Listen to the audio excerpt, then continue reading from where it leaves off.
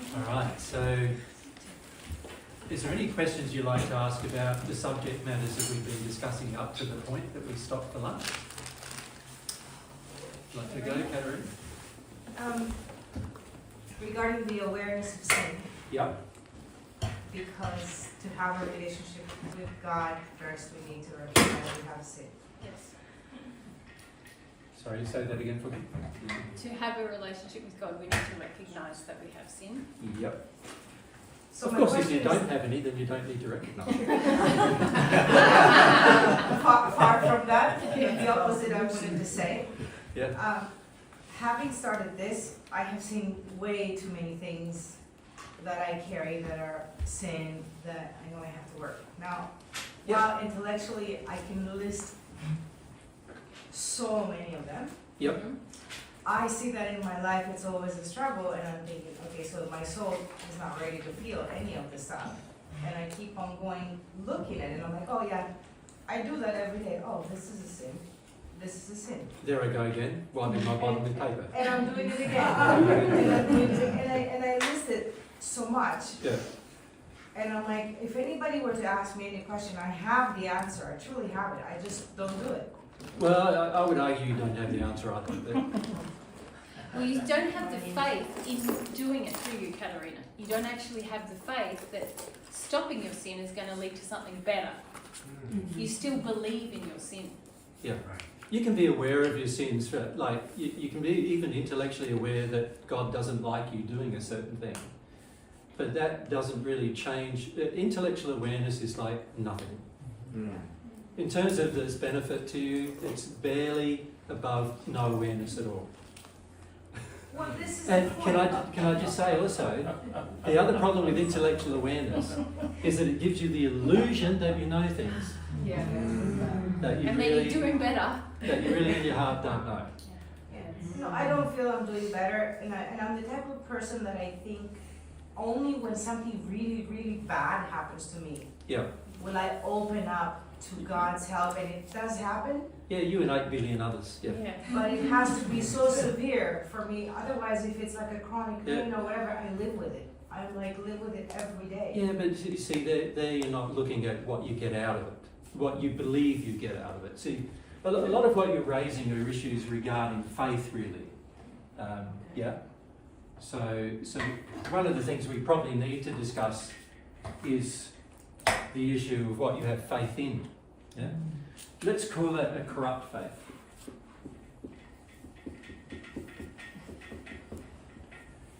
Corrupt faith is interesting because it's a corrupt faith that actually drives your future sin.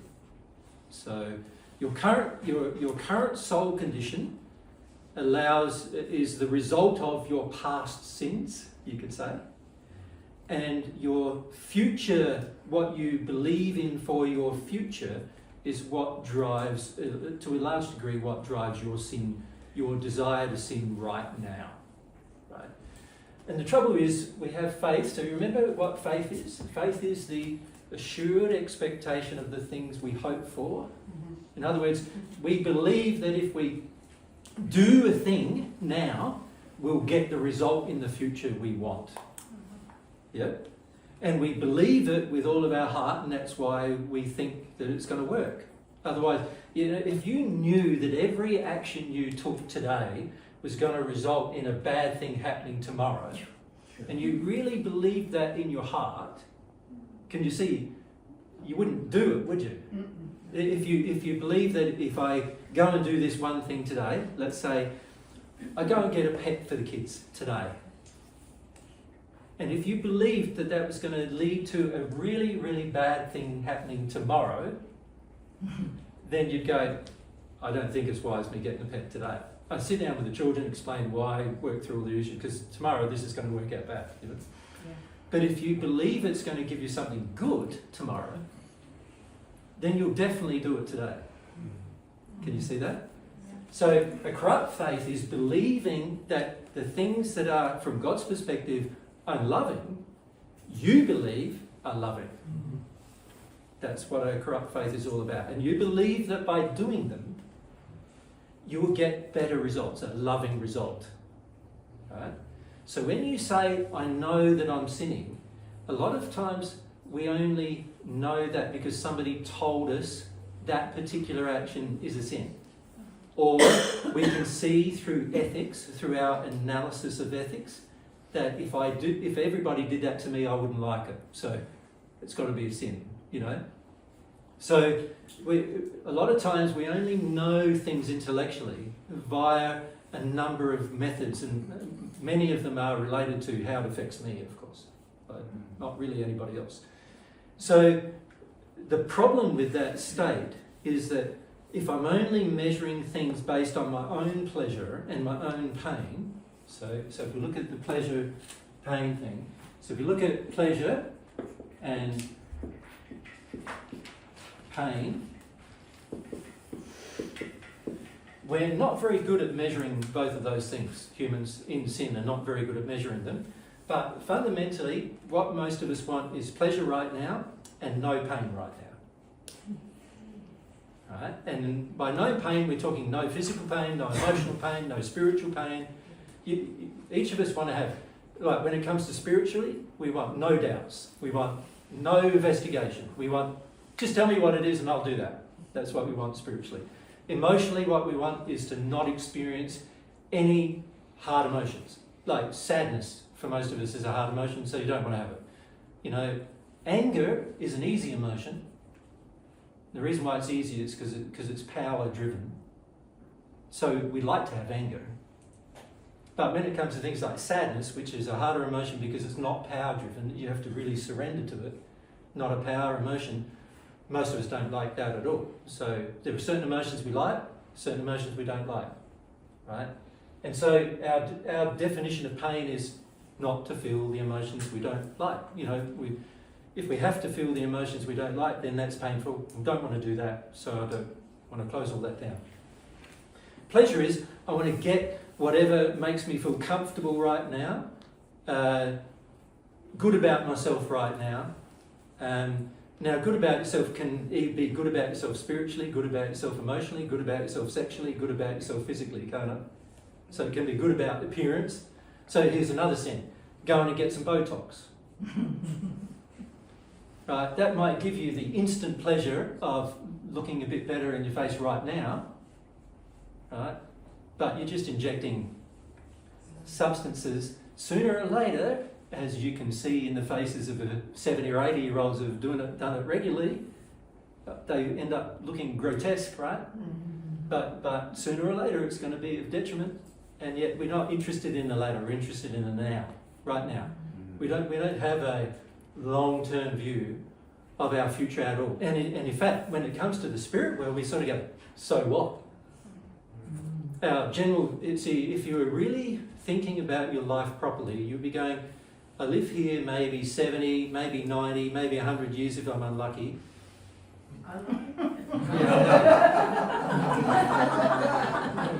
Said on purpose, unlucky. If you live here for 100 years, you're probably unlucky.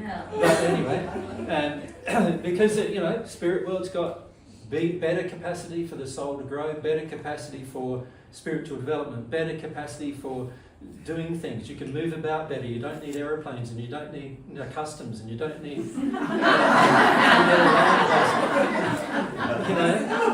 you're unlucky if you have to stay here longer than you need to learn things, right? Anyway, and so if I stay here 100 years, I'm pretty unlucky, but let's say I have stayed here for 100 years. Compared to how long I'm going to be in the spirit world, so you think 2,000 years down the track, so now it's 4024 AD, right, on Earth, and you're looking down and going, look at all those gizmos they had when I wasn't there, whatever, and you're in the spirit world, and you're looking back over your 2,000 years of life. Do you think the first 100 is going to matter to you much? Right? Can you see, we don't have a very long-term view of our future, do we? It's just like, get the most of what I can get right now with my 100 years of life, avoiding as much as I can right now, getting rid of as much pain as I can. Try not to learn very much if you can get away with it. You know, isn't that the average person's view? It's like, you know, we go to school until we're, what is it here, 18? And then you go maybe to university if you're unlucky. Well, you know, that's how the average person feels, isn't it? Like, well, I have to go to university because I've got to get a job, and I've got to get a job because I've got to earn money. But if I didn't have to get a job and earn money, how many people would actually go? You know, just for the sake of learning, I mean. You know, not a lot, right? So for the most of us, by the time we're in our early 20s, we have a view of learning that try to avoid as much learning as you possibly can and just get on with life and just be comfortable. We're not considering ourselves to be never-ending learning beings.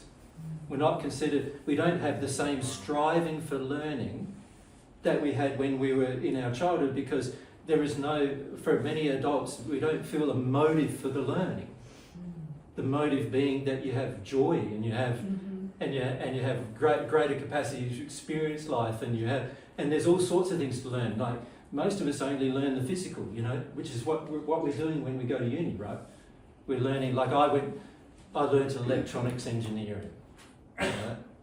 How much electronics engineering I'm going to do doing in the spirit world? Yeah. That's zero. Thank goodness. And so it's like we do this learning because we're taught, well, you've got to make life, you know, ends meet in this life, and you've got to get ahead in the life and whatever. And so we do the learning, but we don't have a motive on the whole for learning for the sake of our growth, for the sake of our continual development. In fact, in a lot of ways, we're looking at learning and we're going, you just do it because you have to the point where you can get a job, and then after that, do the least amount you can. Be comfortable is the general view we have on earth, isn't it? Just get to a stage where you're comfortable, and once you're comfortable, hold on to it for dear life. That's the general viewpoint. It's not, I just want to keep growing, or keep on learning, or keep on giving away my past and keep moving towards my future. If we had a proper faith, that's what we would do. But we don't do that. We have a corrupt faith, and so we start measuring everything about instantaneous pleasure or instant-based or instantaneous pain. And it's all about avoiding the pain and feeling the pleasure. Right? That's the general focus on earth. We're not planning for our future, because our future is like, if you think about 100 years on earth and then 2,000 years, you think about the percentages there, it's less than 5%, right, of your life, and you're only 2,000 years old. And I know people who are 179,000 years old. And do you think their few hundred years of life on earth, in the case of some of them, they lived nearly 900 years on earth?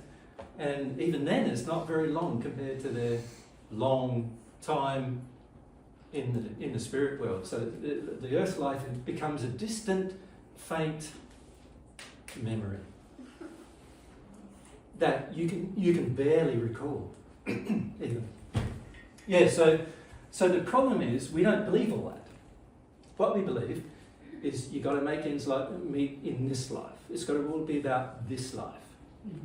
It's all got to be about getting ahead in this life, doing what's easiest in this life. And because we're doing what is ever easy in this life, we're neglecting the fact that we're breaking laws in this life that are going to come back at us in the next life. So we neglect all that as well, and awareness of all that. We're not planning for the future. It's like you guys, if you were planning to go to Australia, you wouldn't just sit back on your backside and do nothing, would you? You would go, right, I've got to book a trip. I've got to get some accommodation. I've got to know how to get there. I've got to know if I want to come home. I've got to know how to come home. I've got to find out what the laws are in Australia. If I'm going to drive the car, I've got to organise a vehicle and do that. There's a whole heap of things you're going to have to do if you go to a place. We're going to the spirit world for the rest of your life. Doesn't it make sense that you would plan a bit for it? The average person doesn't, because we have a corrupt faith. We don't even believe that, even when we're told about it, we don't even believe in it. The reason why I know that, because most of you don't plan for it. even when you're told about it. Even though many of you say you believe there is an afterlife, right now you're still not planning for it, which is indicative of the fact that the faith isn't strong enough to really feel this is coming up soon. And when I say soon, for some of you it might be 70 years away, for others of you it might be 5. Right? But it's soon, either way, it's coming up. So why not make some plans? The reason why is because we have a corrupt faith, because we don't really, in our heart, see the importance. Make sense to everyone?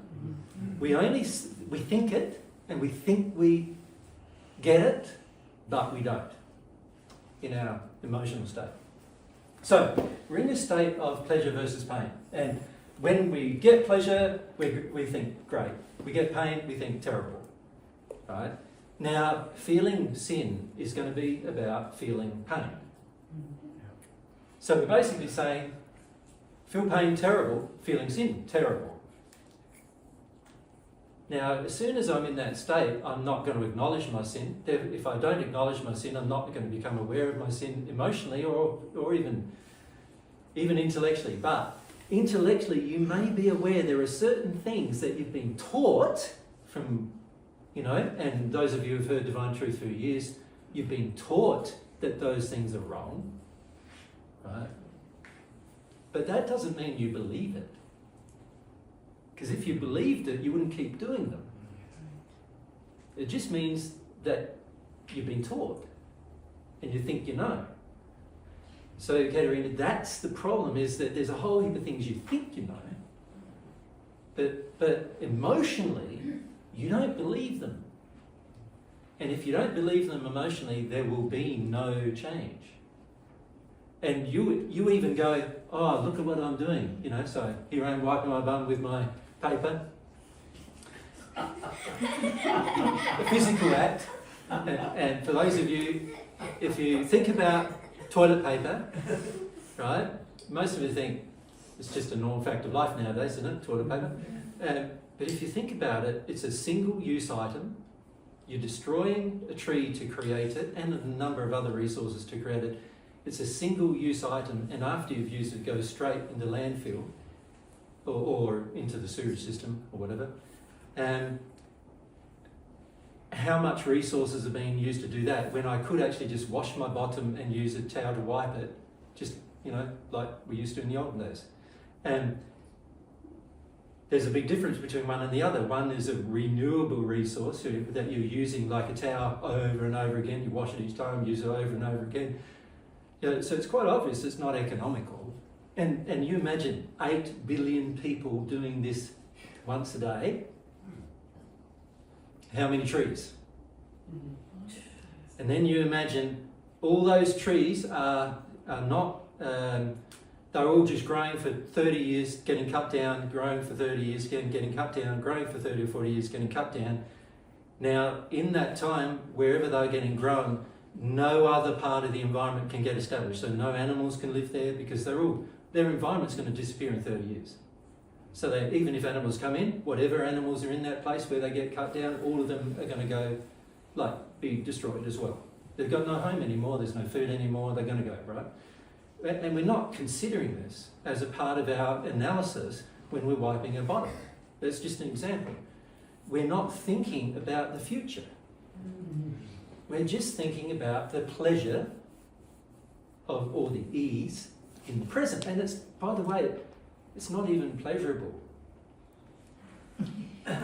Is it washing your bottom is a lot more pleasurable than wiping it.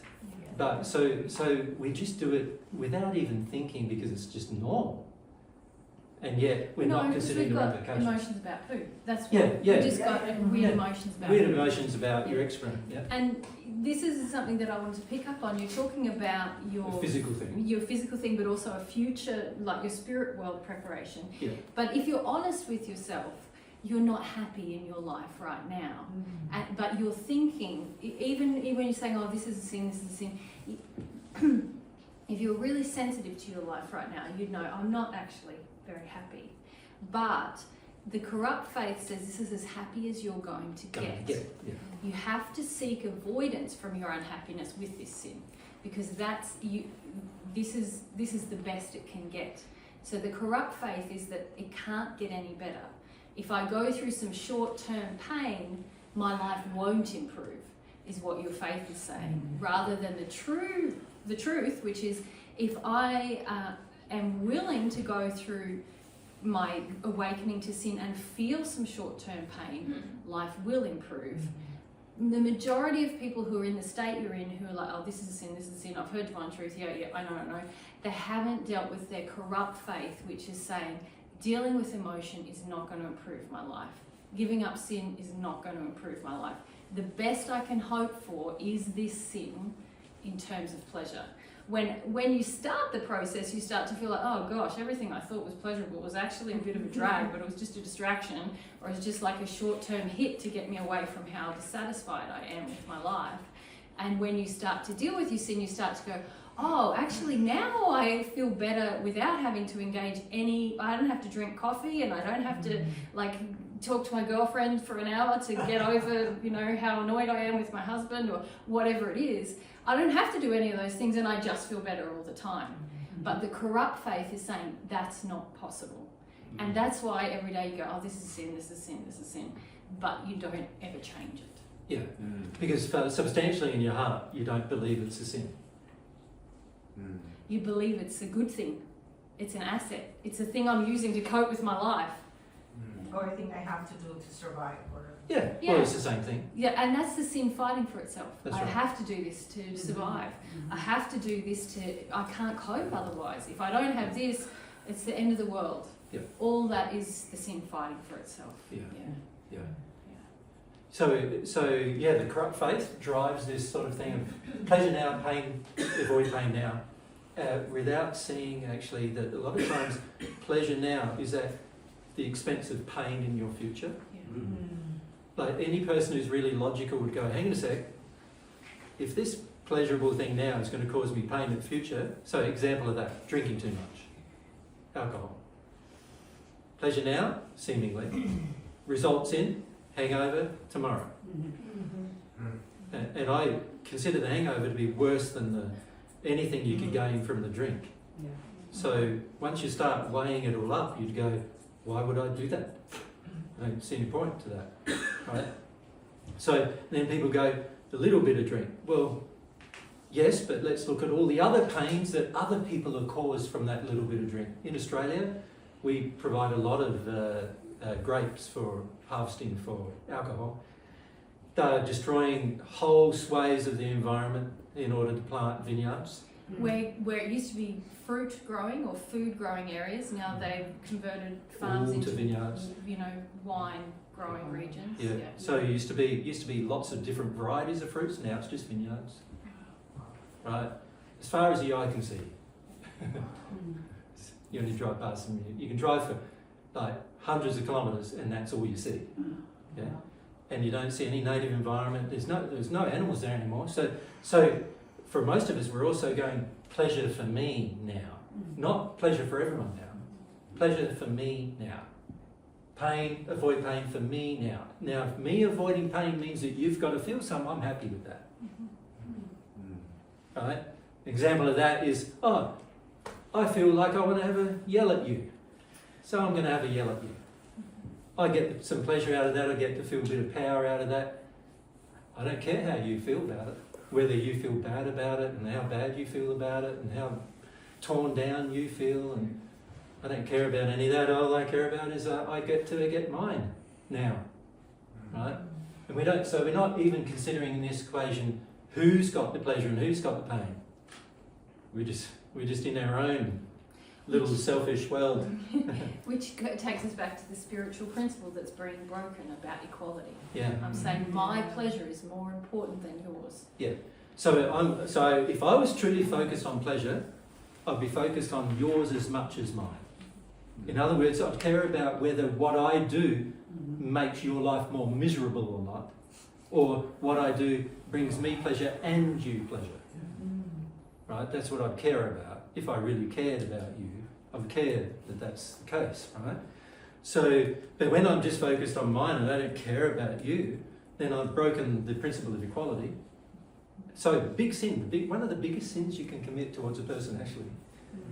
I'm broken there and then, and I'm happy with it because I get the pleasure now. I'm just worried about me getting mine now, what I want now, right? So the assessment. So when you think you know there's a sin and you keep doing it, it really means you don't feel it as a sin. So you don't know that it's a sin, right? You've only been told, and that's not the same as you knowing. You see the difference? Yes. So religions will tell you lots of things about what sins are. You know, Christian faith, Muslim faith, and a lot of other faiths do have a feeling of what's morally right and what is morally wrong. And they tell you, you shouldn't do this, you should do that, you shouldn't do this, you should do that. Now, some of the things they're way off being with, of course. Right? For example, if a woman teaches in a congregation, that's a bad thing. You know, that many fundamentalist Christians and Muslims believe that. Right? That's why there's only men clerics in many religions, right? Because they believe that. Now, that's obviously wrong. It's not equal. It's not based on equality. Men and women, if they were equal, surely men, when men can teach, then surely women should be able to teach too, right? And the fact that they're not allowed means that there's something wrong with the religion, right? But if you're invested in those belief systems, you're going to feel there's something wrong being told the opposite to that. And this is the trouble, is that most religious faiths do tell you what is right and what is wrong. And sometimes they've got it right, and a lot of times they've got it wrong. But even in the places where they've got it right, you're only getting told. It's not a feeling. So for most people, they feel it as guilt rather than feeling it as, this actually feels wrong. So when you're told from childhood that a certain course of behaviour is wrong, and you're punished for when it was wrong and so forth, you don't grow up having a sense that it's actually wrong. You grow up with a sense that it's wrong to get caught, which is different than being wrong. You know?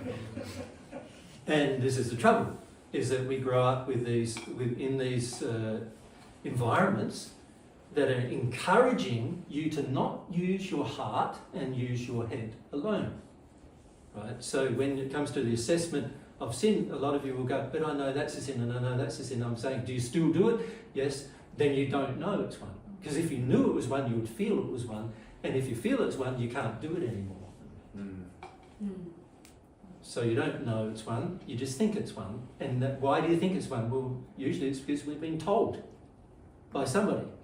Now, if you're in the state, if we go back to your example, Katerina, where you've heard a lot of divine truth and you see the logic, and you see, logically this is a sin, but you're not yet feeling that it's a sin, what's happening there? Yeah. What is happening there? For you to, it appeals to your intellect, can we say that? Yes. Yeah. It appeals to your intellect, but it's not yet shifted into your emotional state. Exactly. Why would that be? There's got to be reasons, right? I'm assuming I don't want to. Why? Why though? Oh. This is where the sincerity comes in. This is where the This work is the work on the sin. Yeah. This is, intellectually knowing and reminding yourself, if you are anyone in this situation where you think this is a sin, but actually I don't care, I'm doing it, that means that emotionally you haven't awakened. You're not even really emotionally aware of the sin, let alone awakened to it. No. There has to be anger driving that. There is angry justification of the sin. Otherwise, it would seamlessly flow from your intellect to your heart, and you go, I can't do that. Yeah. But when that doesn't happen, you've got In other words, anger Mary's saying there's got to be emotions that are sins themselves, that are, preventing you from seeing the sin of what you're engaging at the time. which is why I highlighted the issue of faith with you, because often it's because we feel angrily, this is the best I can get. There will be no good of me giving up this thing. There's a lot of emotional work to be done to actually awaken to your sin. So when you go, I know it's a sin, but I just keep doing it, it's like denying responsibility for the fact that you've got emotional work to do to actually awaken to the sin. If you just try and restrict your behaviour and go, I'm never doing that again, the only way that might help is that you might expose the anger. But if you deny the anger, then you're just like living in a very facade-based state where you're controlling your actions, but you're not actually dealing with the sin, you're not awakening to the sin. Yeah, and that's what it feels like, because like after all these years and after all this stuff and after all that, I'm keeping myself in that little space, and I still don't feel the freedom that I have felt, like, you know, in certain trickles that I have processed some stuff that I never did again, because I'm like, oh. Exactly. So I know the difference, but then I guess all the other stuff, I'm just kind of keeping myself contained in this little place that keeps me a person happy. who sins is going to be bound by the law more tightly as time goes on. So you're going to be bound eventually. You begin by being bound spiritually, and then it develops into being bound emotionally. So in other words, you're constipated emotionally. You can't have emotions anymore. You know, you can't have feelings anymore. And then you're bound sexually as well. Eventually you get to that stage where you can't even have sex anymore. You can't enjoy it. Can't enjoy it. And then you get bound physically as well. You start getting illnesses that restrict your ability to function in your life on earth even. That's how it goes. And that's the consequences of sin. This is the net result of sin. That most of the world is in complete ignorance of, by choice. You know, it's quite obvious that our bad choices are creating a bad world. But by choice, we try to blame it on other people too. You know, it must be the governments, and it must be the religions, and it must be the big enterprises, and it's never us. It's always somebody else, right? And so, in that state, you're basically saying, I'm happy to continue my sin because my corrupt faith tells me that there's really no other choice that's better than me continuing my sin. Right? And unfortunately for most of us, we never experience better to know how better could be. How nice it could be, things being better. We never experience that because we're so embroiled in our own sin. And our sin will bring us the painful consequences of the sin. Even in our physical state, that's what it brings us. So we never get to feel what better feels like even.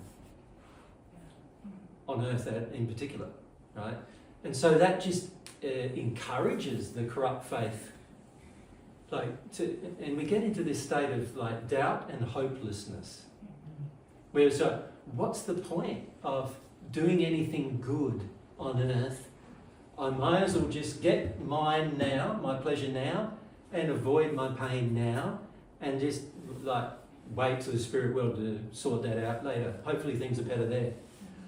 And you know they're not better there actually. And all you're doing is reinforcing your corrupt faith rather than feeling it, because corrupt faith is emotional within you. That feeling, it can't actually get better, is an emotion that you need to go through. A painful one. A painful emotion. But when you live in it, you just reinforce it to yourself, you let your anger build. And when you enter the spirit world, it's still going to be with you, and it's going to take a change in sincerity to want to actually deal with what's inside of you, and then you will experience, as you rightly said, there's a lot of freedom when you deal with sin, because you're not always trying to avoid something. You spend a lot of energy on earth trying to avoid our pain, and it wastes a lot of energy, and you also feel a freedom. You don't feel tempted towards sin. You feel just peaceful in yourself more. But when you're doing this thing where you're just continually justifying the momentary avoidance, the seeking of, I don't even call it pleasure, because that's like blasphemous to pleasure, really what most of our addictions are. You know, they're not actually that fun, are they? But they are what we feel is the best we can get. And that's why we keep engaging them. And that's, you don't recognise how good things can be until you're willing to sincerely deal with some short-term pain rather than seek that avoidance. And the only difference between here and the spirit world is when you arrive in the spirit world, if you're in the state of sin, you're not going to be living in a nice house. You're not going to be living with nice people you can talk to anymore. You're not going to be living in a nice, pretty environment that you can go to the beach occasionally and you can go off enjoying this river occasionally. go off enjoying this nature occasionally, you're going to be living exactly where your soul's sin has placed you. And for most people on earth, that's in the hells. It's dark, dingy, smelly, very uncomfortable. And that's usually the only thing that saves people from committing more sin. Because their environment starts degrading, even in the spirit world, if they commit more. And that's usually the only thing that stops them. Is I get a connection now between my environment in the spirit world and my sin. And so I go, well, maybe I should stop sinning. But even then, it's still pretty selfish. So they're not stopping for any other reason than it hurts themselves more. Right? And this is why if you can do this on earth, you're going to end up a far less selfish person than you would if you do it in the spirit world. Because on earth, you start doing it not just for yourself, but for other people's sake as well. It's a gift you give to everyone, not just yourself, the less sin you commit. Yeah, so, very important to see corrupt faith is a big driver. What you believe for your future, what you believe your actions will give you in your future will drive your decisions. And if you believe that your sin will give you the best outcome, you will continue doing it even if you think you know it's a sin. And because you won't feel it's a sin. Right? To change, you're going to have to feel it's one. And by the way, you won't be forgiven by God until you feel it's one. So you can know it's one, but you won't be forgiven until you feel it's one. Right? And that's why most people receive a little bit of God's love at the beginning when they hear about God's love being available, and then they don't receive any more their entire life on earth frequently. All of my friends in the first century, barring Mary and John and a few others, all of my friends in the first century, most of them entered the hells. They'd heard me preach and they'd seen me perform so-called miracles and everything for years, many of them, some of them for more than 10 years, and they still arrived in the hells. Because in their heart, they still wanted to sin. Make sense? Yeah. Yep. So I think I've gone through a couple rounds of this where I think I'm awakening, I feel it, but I get paralyzed because the way you're describing the sins and the hierarchy, like everything I'm doing is a sin. So then I'm, like the different rounds I've gone through is everything I'm eating, drinking, every piece of plastic, right? So first I got paralyzed with, I recycle, I can't know what to eat. And by the way, recycling's a sin too. Yeah, so this is what happens. The way it's done at the moment, it's a sin. Yeah, no, so you try to stop one sin and you commit another one.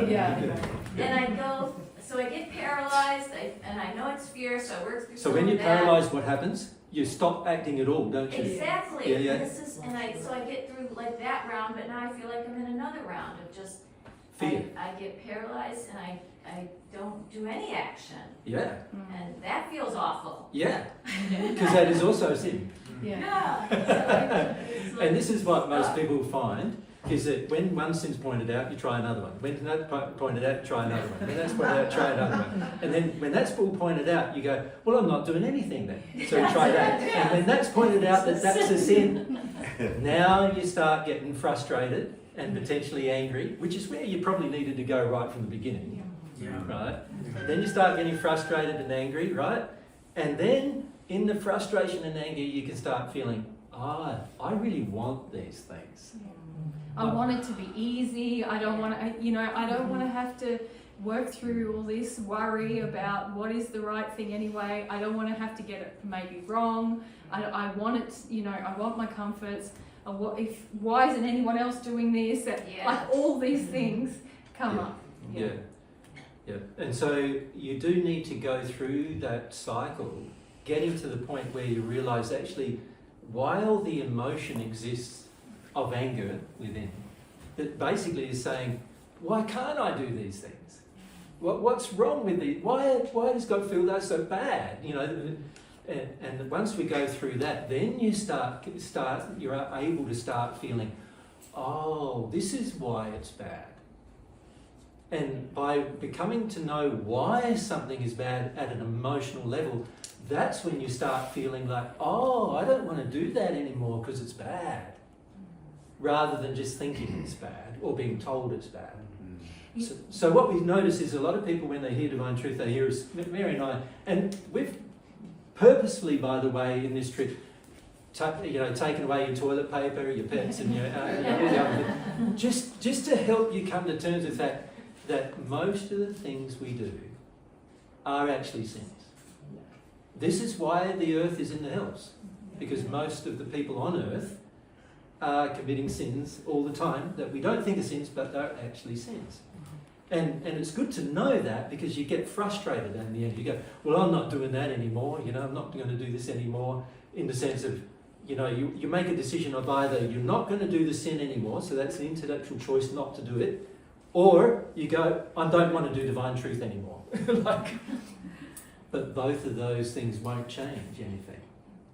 What needs to change is the heart needs to change, and the only way the heart will change is to get rid of your rage about why you think sin is good.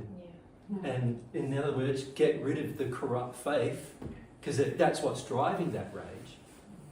You understand? This corrupt faith saying, I should be able to do these things.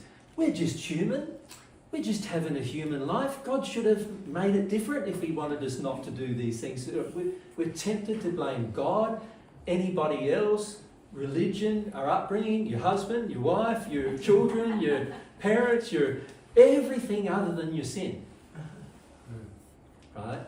And once you get to the stage of going, it's my sin that's causing all of me to do all of these things, that's the beginning of your awareness. Now from there you can awaken to the point where you feel the sin is bad, and then you'll go into repentance. But without that process, remember it's an emotional process, it's not something you're going to be able to intellectually manufacture. But the good thing about restricting your sins is that eventually you get angry about it. And then you realise how much you want to sin. Don't you? And then you go, look at all the things I do. I try to avoid it, and I try to get away with it here, and I try to reason it out there, and I try to make out it looks good here, and I try to blame this person, I try to minimise the problem over there, and I try to justify my action here. And these are all the things. This is what it feels like to have your sin fight for itself. That's what it feels like. Frustrating is what it feels. So even the paralysis you're describing is actually sin's fighting for itself. Correct. Yeah. And it's just another step in the process of becoming aware. And at some point we need to be able to measure ourselves clearly and go, here I am in that stage of it.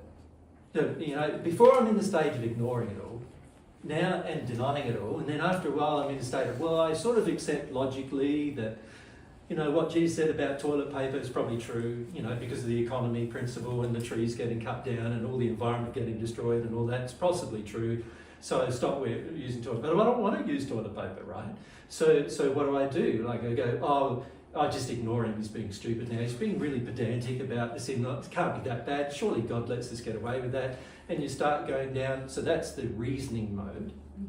That's you could say that's the bargaining. The first, isn't that the first point of grief?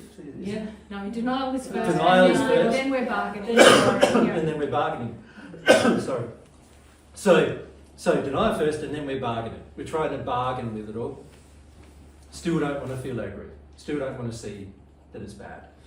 Then what do? We abscond from life. We get all, bitter about it. We start getting angry with the people around us. All of these things are methods that the sin uses to fight for itself. And you can see people all of you have pet ones. Like ones that worked in your childhood that you now as an adult are used to using because they worked, right? So like if with your mum and dad avoidance worked, then sitting down reading a book is probably where you're going to go. But if you withdraw, step back from everything in your anger. If having a yelling, screaming match with your mum and dad causing to back off, then that's where you'll probably go with your sin, right? If putting on a pretty facade that you know what's going on and you really have worked it out and you'll do good as long as everybody sees you doing it, right? But when you're by yourself, you still, eat your chocolate, wipe your bottom with the toilet paper, and then that's where you'll go then. That's another way. That's another way, isn't it? Put on a good front for everybody else, but by myself privately, this is what I'm doing.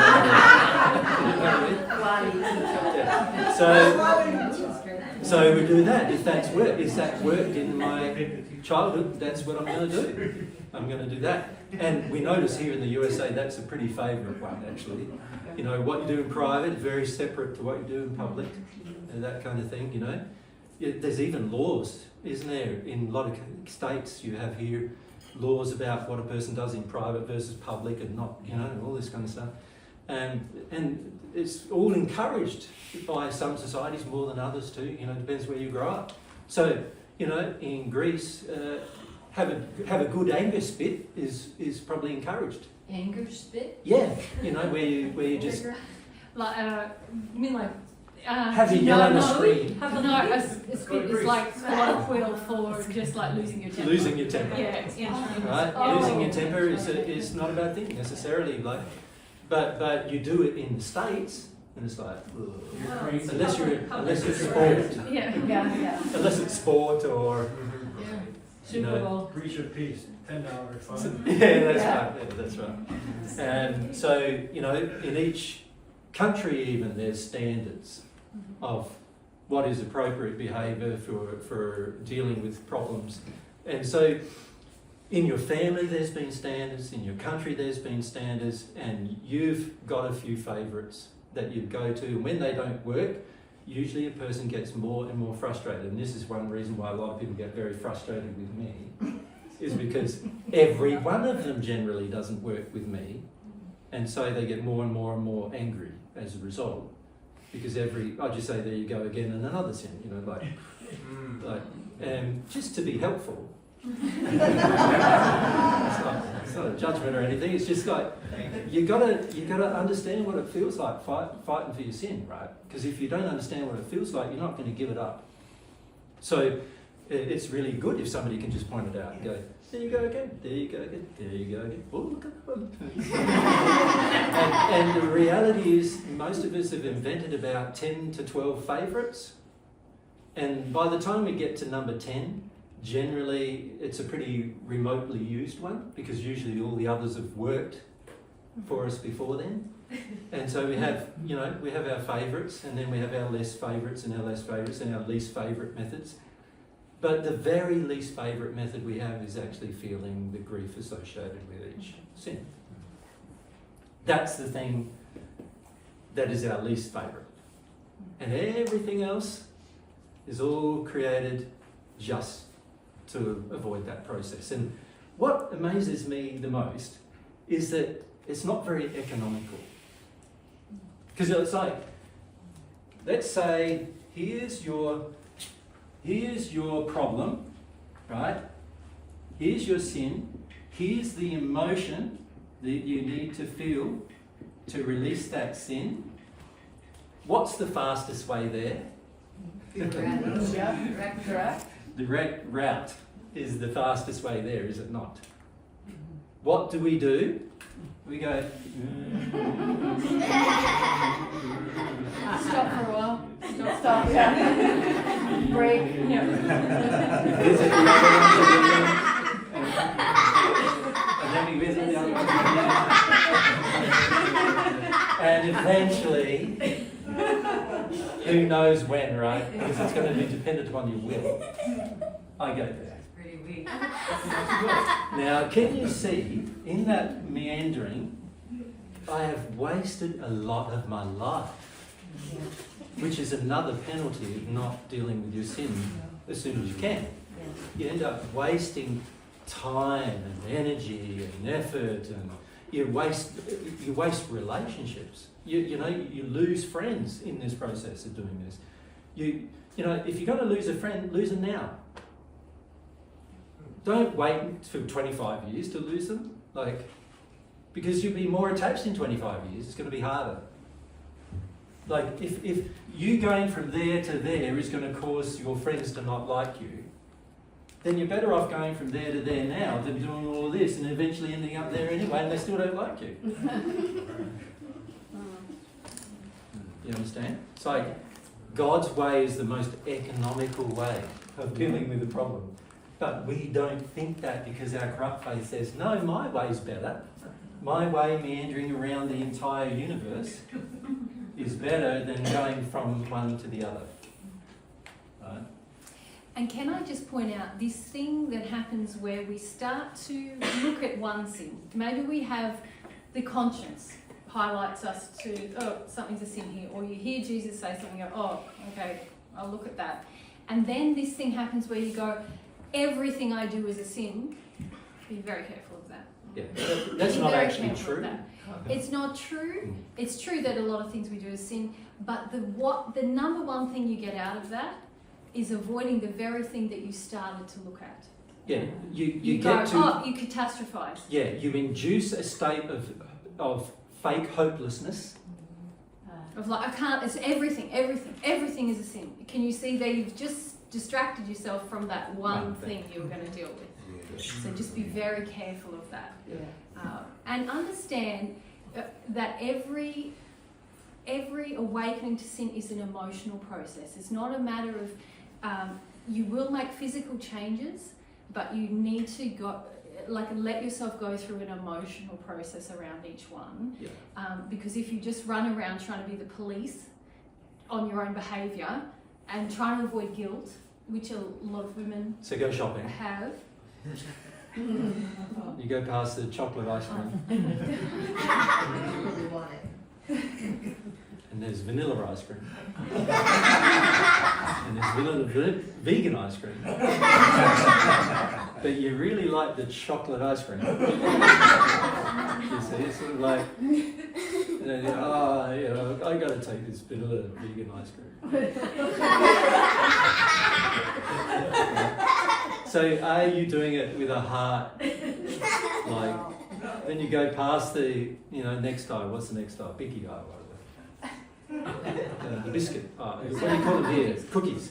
And so you go past the cookie aisle. It's like, then there's all the cookie, there's the marshmallow filled creams and all those things. And, and then you get down to the oatmeal, no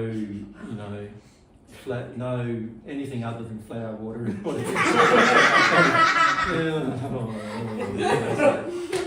So all of this is being driven by the mind saying, I should do it, but the heart's going, I don't want to do it. I don't feel like doing it. Yeah. It doesn't feel good to me. So you can see from what Mary just said earlier, you've got to get to the stage where you feel it's wrong before you'll stop. And if you stop before you feel it's wrong, then you're actually wrong. Because that's another sin.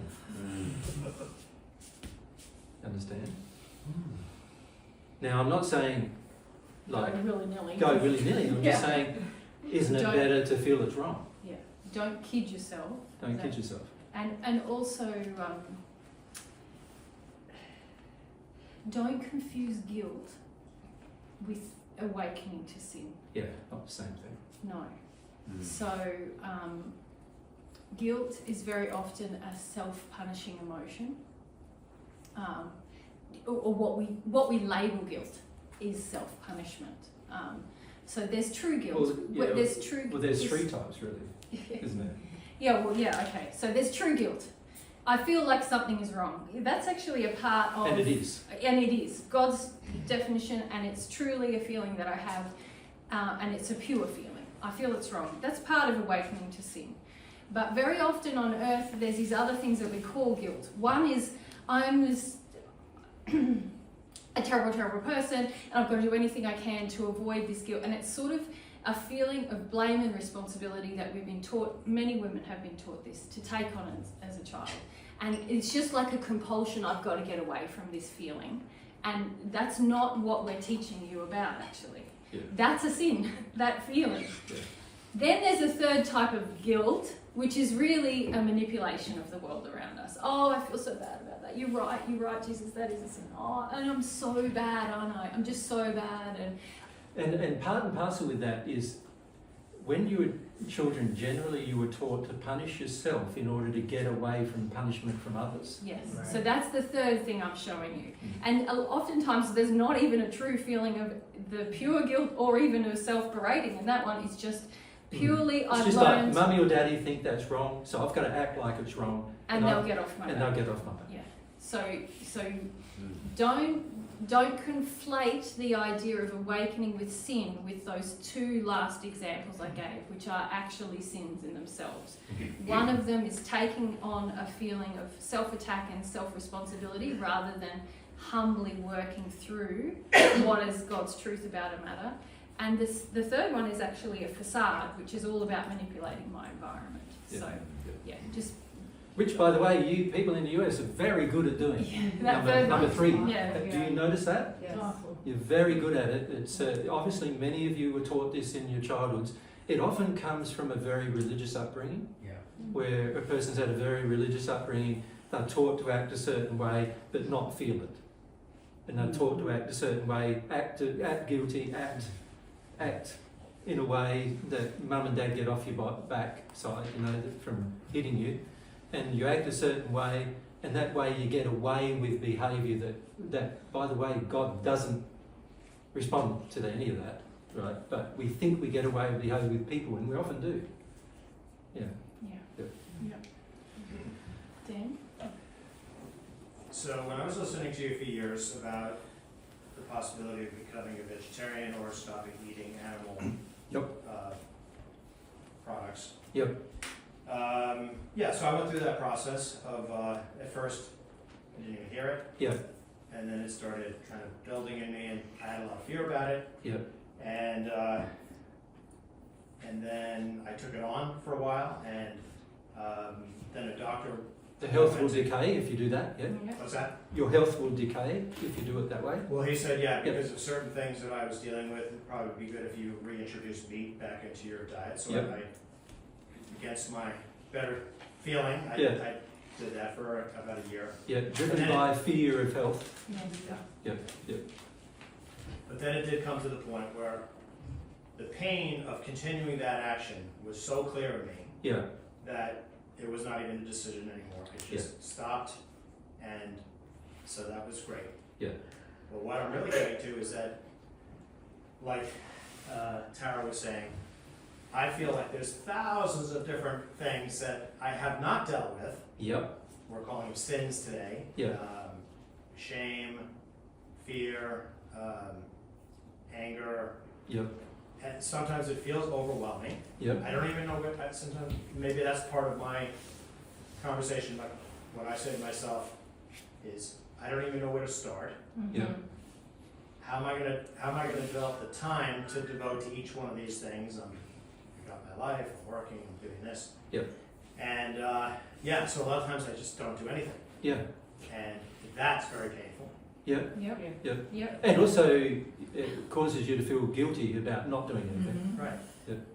So where I am, where one of my intentions of being here this weekend with you both, anyway, is to maybe just get back to the most basic things of what are the steps that I can take in the moment when I'm aware of something that comes up.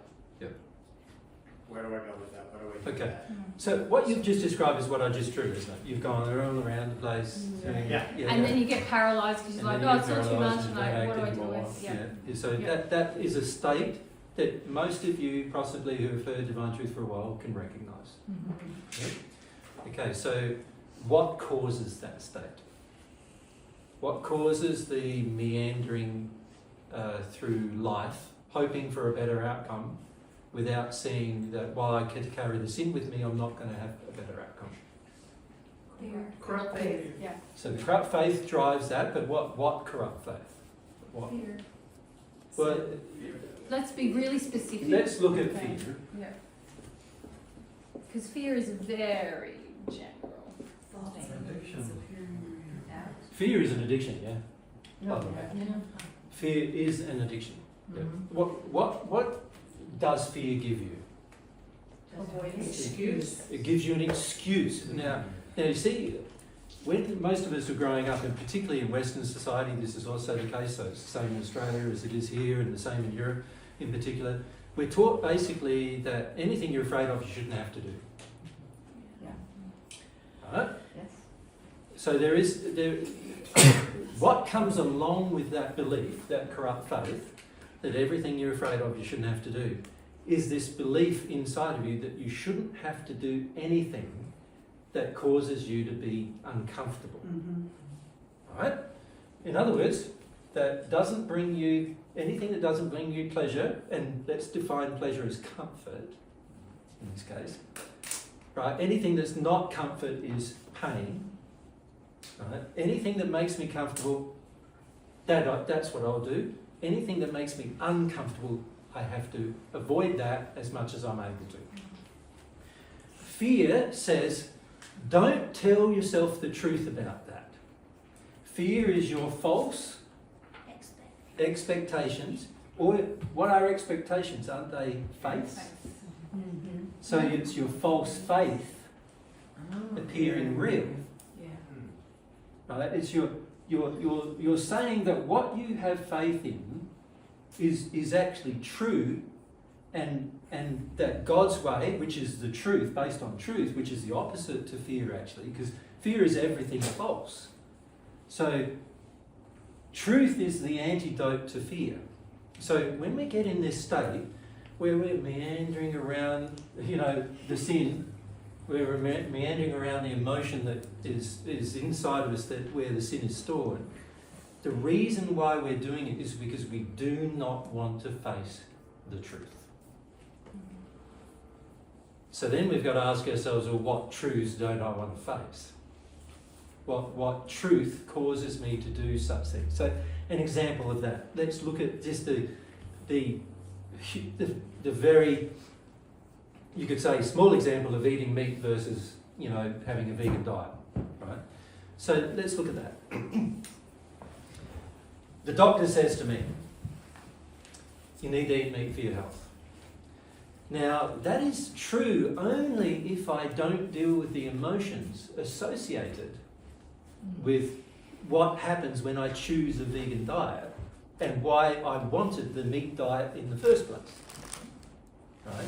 So if I don't address those emotions, then yes, you will get sicker having a vegan diet.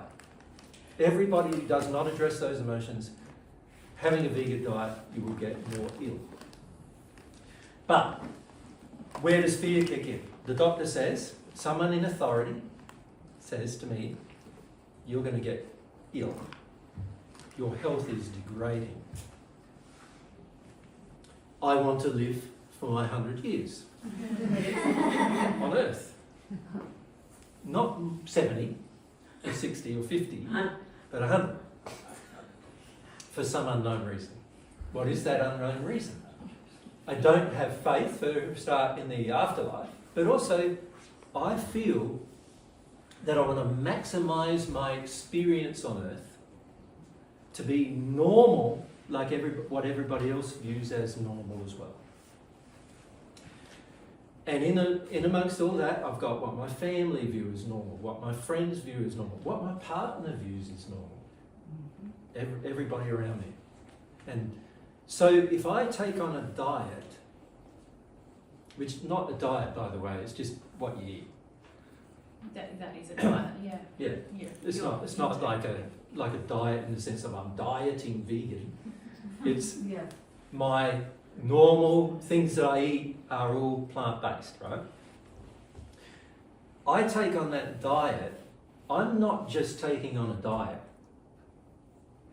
I'm taking on the emotions of my partner, the emotions of my family, the emotions of my children, the emotions of my society, the emotions of people at work.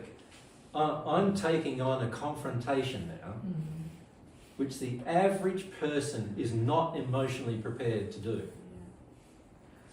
Because every person around me is going to start treating me differently. They're going to treat me condescendingly. They're going to ridicule me at times. They're going to make fun of me at times. They're going to think I'm silly. You know, they're going to come up with all sorts of reasonable explanations, including my health, but also a lot of other explanations as to why I should continue that particular diet. None of them understand the sin of the diet, and so naturally they're not looking at that as an important thing. They're just looking at all the other things. Now what's going to happen is I'm getting a lot of pressure now. I'm getting a lot, what we'd call it when you were small, you would call it peer pressure. Is what you call it, but you're getting a lot of pressure.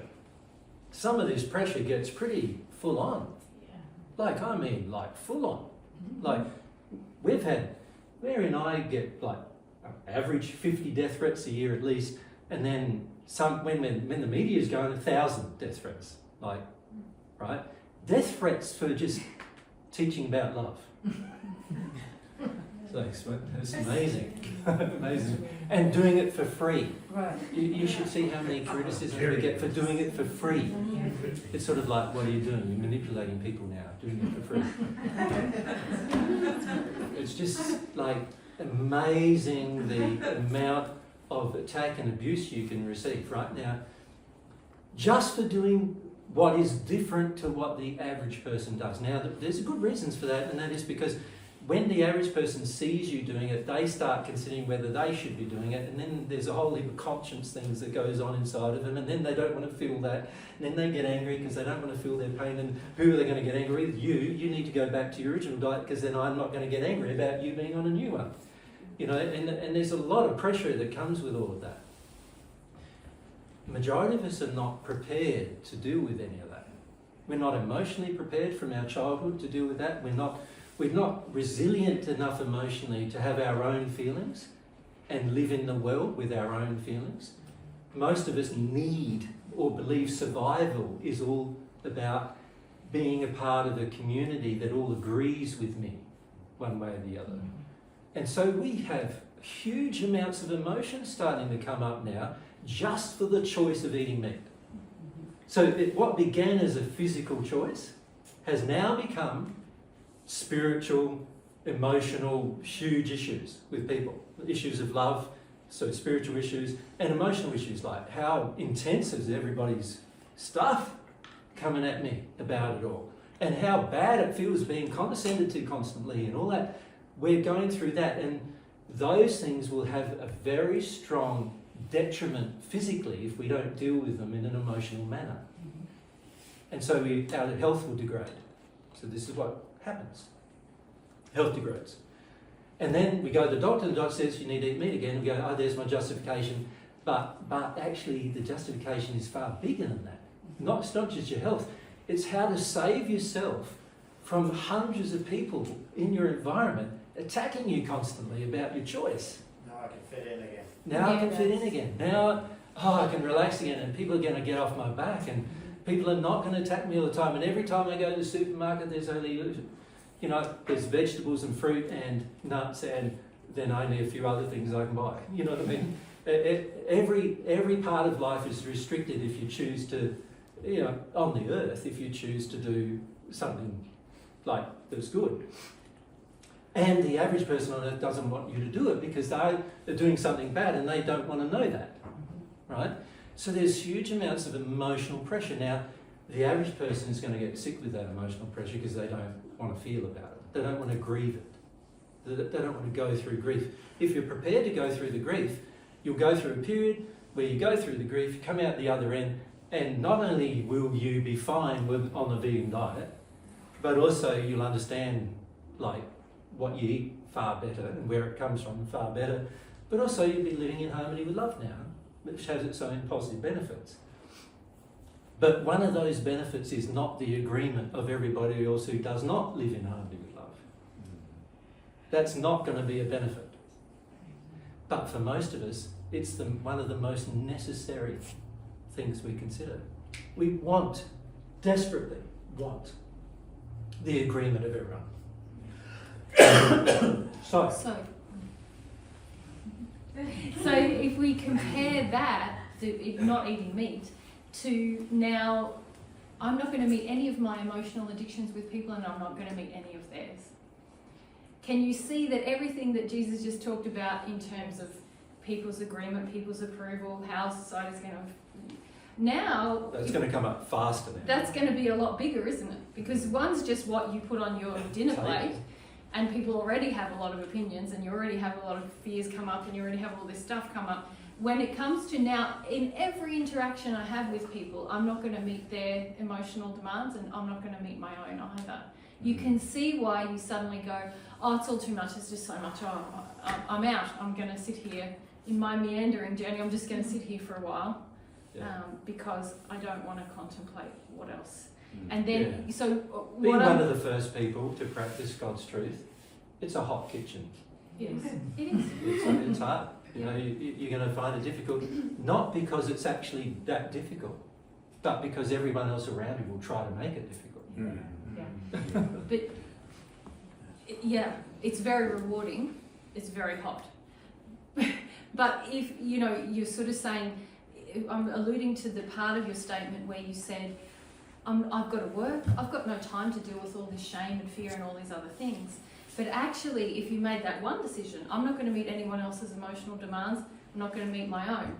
You're not going to have to make separate time to deal with your feelings or to discover your feelings. Every day, You're going to see them everywhere. You're going to be excusing yourself to go and feel things and come back, but it won't be something that you keep. See, God's way is not something that you just do at home and then you go out and just interact with the world.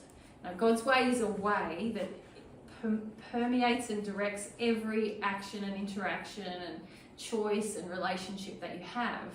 And it's a process. So it's not like, oh, now I'm going to deal with my fear of aggression. I'm going to deal with my fear of violence. And I'll just deal with that, and then I'll deal with the other things. That doesn't work. I tried that. That never works. Humility is a state of just being willing to feel whatever in whatever situation that you're in. And so sometimes your fear of violence will come up. Sometimes, there's all my pandering to women, and but if you're humble, that's a process that can happen seamlessly, and you don't have to sort of set aside time for work and time for emotions. In day-to-day life, it will come up all the time. You will take time for your emotions, of course. You will need to give yourself that gift of time and space on your own, but it won't be something where you have to develop your awarenesses on your own. Your awareness will come through the way you live your life. Now, there's one other thing too that needs to be said. The whole idea that you're working and you've got, school to go to, work to go to, got relationships to uphold, and all of these other things, you're forgetting that they're all tainted by sin. And from God's perspective, God's not happy with any of the relationships that are tainted by sin. And by the way, you aren't either happy with them either. And God's not happy with you, deciding that sacrifice of your emotions is worth your work. Your work is more important than your feelings. God's not happy with that either. God feels that, no, your feelings should be all about your work, in the sense that you should love it. You should love your work. And the reason why you're in a relationship is because you should love the person. And that's why you feel drawn to have the relationship. And the reason why you do things in life, because you love doing them. And that's a part of your process of growing towards God's truth as to who you are. Now, if you choose to deny emotion or to suppress emotion for the sake of working, you're choosing to sacrifice your soul for what purpose? The purpose is lesser of value than your soul. Your soul is the pinnacle of God's creation. God desires that you treat it with the respect it deserves. Yes? And you deciding to sacrifice it for the sake of your work is not a beneficial action for your soul or your work. Your work will be less. It will be not able to be performed as well because your soul's not in it. And like I've had the experience myself of having many different types of jobs, and in almost every case my soul was in it. Like I used to clean schools, it was one of my jobs when I was younger, and I loved it. But I've done sort of electronics engineering, I've done building, built 13 houses. There's all sorts of things I've done that I enjoyed, and I enjoyed all of them, right? When you're in a state where you love things, you enjoy doing them, and you can also feel while you do them, right? But if you're in a state where you're choosing to sacrifice your soul qualities, of which your emotions are primary, as are your spiritual beliefs, and you're choosing to sacrifice your spiritual beliefs or your soul's emotions, and even your sexual desires for the sake of work, which a lot of people do, right? Like, if you think about it, if you think about when you first get married, the average person would at least like to have sex once a day when they're first married, and they enjoy that process, right? And then 10 years down the track, is that still happening? 20 years down the track, is that still happening? Right? Why isn't it happening? And we say, work's got in the way and kids have got in the way. And all. No, they've all got in the way of your soul. Your sexual development is a part of your soul. Right? You're sacrificing it for whatever reason. Sometimes it's because you don't want to work through things with your partner. You don't want to address things. You're sacrificing it for reasons, right? These things are going to decay your life. They are already causing a decay in life. Your joy in life is going to be sacrificed because your emotions are not present, your sexual feelings are not present, your spiritual beliefs are not present, and you're just doing the physical. Then there's a lot of things getting soul-based things getting sacrificed in your life for the sake of that. Now, there's going to be detrimental effects on you because of it. Your health, your well-being, your life, your relationships are all going to be impacted by that decision and choice, right? And so most of us are unwilling to confront the fact that we want the agreement of everybody in every aspect of our life in order to enjoy our life. And that's not necessary. And in fact, if you want the agreement of everybody who's in hell, then the net result is going to be, where are you going to be? In hell too, with them. That's a fact, right? So you've got to stop looking for that and you start valuing the things God has values. You follow? And so when it comes to our sin, yes, it is true, as pointed out, that we have many. That's true. It's also true that we don't like to admit to ourselves we have many. But it's also true that if we did go through the process of becoming aware and removing them, that we're going to be much, much happier individuals personally than we've ever been before. Because all of our pain and suffering comes from our sin. And therefore it's beneficial to work through it. So a lot of these things begin with the problem with our faith, don't they? It's sort of like saying, but if I can't fit into society, then that's going to be bad. If I don't fit in with my family, that's going to be bad. In the first century, most of my family hated me by the time I was 25. I didn't live with them anymore because they hated me so much, right? By the time I was 33, some of them loved me again. By the time I was around 1800 years old, they all loved me again. Now they all love me. All of my family from the first century. But that wasn't always the case. Things change, people go through experiences. If you sacrifice your own progress for the sake of anybody around you, you are going to be waiting for them and their decisions before you're happy. Which is not what I would recommend to do. If I had done that, it would have taken me Well, I was just thinking about the last member of my family, which is one of my sisters actually. Yeah, it would have taken me around 1,300 years to become at one with God. Yep. So, if Mary had done it, she'd still be in the hills. Yeah. And Mum and Dad from the first century are still there. Wow. Yeah. Yeah. Can't do that. Not good for you. Need more faith than that, Yeah. is what we need. Yeah. Yeah.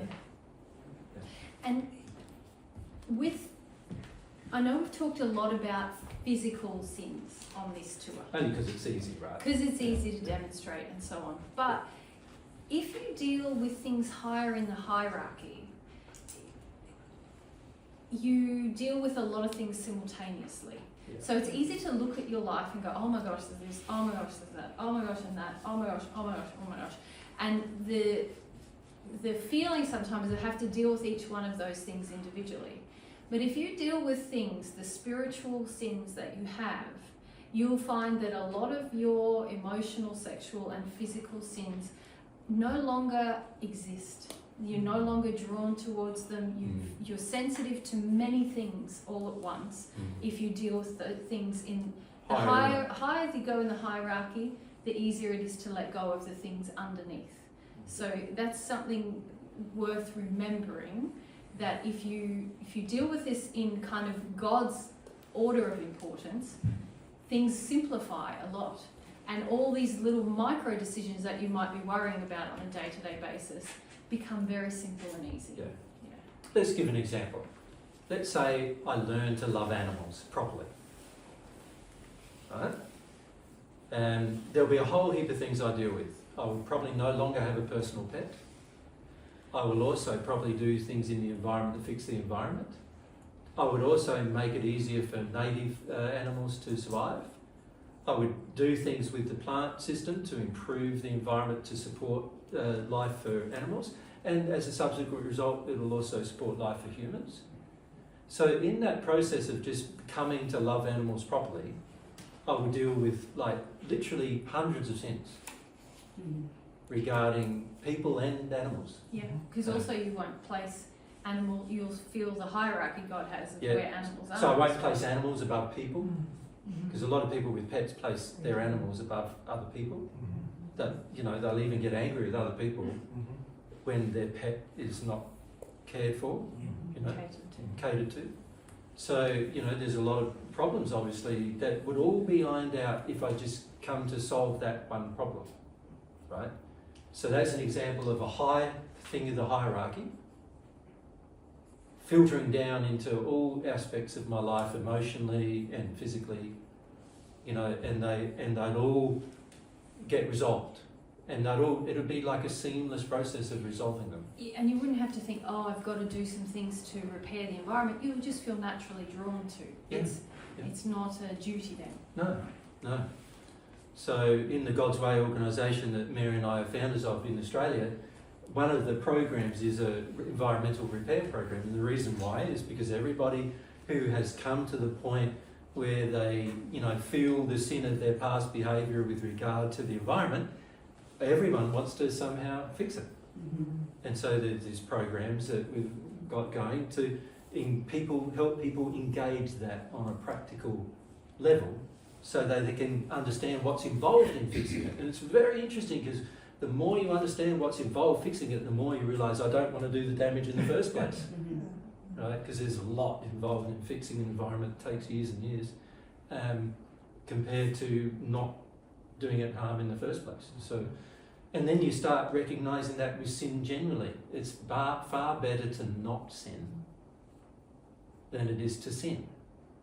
In I think it was in England, we drew a line on the board. I don't know if any of you have seen that in a video. Remember, we drew a line and said, here's the law. This is the line of the law, if you like. Then what happens on this side when you break the law, whereas what happens on this side when you uphold the law. And on this side, breaking the law, there's the consequences of breaking law and so forth, but there's also, you have to repair it from God's perspective. You've got to compensate for what you did, and you've got to repair it. Now, on this side, when you uphold the law, you don't have to repair anything. This is nothing was broken, right? And you don't have to compensate for anything because you did nothing wrong in the first place. It's a lot simpler to obey the law than it is to not obey the law and then have to pay the penalty. The problem on earth is that many of us have gotten away with penalties in our childhood, gotten away with breaking laws, and so we start thinking, it's actually easier to break the law, but it's not actually. It's not God's law. Like human law, I don't know, a lot of human laws pretty pointless really, aren't they? Some of them have been created for good reasons, but for the majority have been created for the people who sin. And if nobody sinned, then you wouldn't need a law that says you must not murder, would you? If everyone felt equal to their brother or sister, when are you going to murder somebody? You wouldn't even contemplate it, right? It's only by me feeling that I'm better than Mary that I'd contemplate hurting her in any way, right? So obviously, if I loved, I wouldn't need that law. So in the end, if you love, you don't need any law, and everything will be smooth because you love, and that's automatically in harmony with every law God's created, right? So it's actually simpler. But most of us don't think that way because our corrupt faith is saying, no, if I break the law, I'm going to get away with it. If I break the law, things will be better. If I break the law, I won't have to feel certain things. So if I break the law, I'll get pleasure now. These are all things we're telling ourselves, which are not true. But we believe they're true. And while we believe they're true, we're going to keep doing them. Yeah. Because that's what corrupt faith does. It just keeps doing what it believes in. Yeah. So, in answer to your question, Dan, the whole meandering around and the whole, what do I do now? How can I get back to simplify? The simple thing is really this.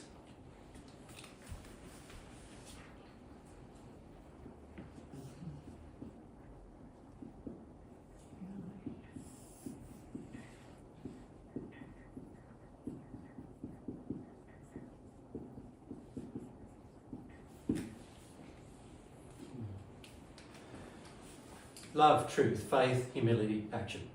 If I develop those principles in myself as qualities, every part of my life will change for the better. Every single one of them.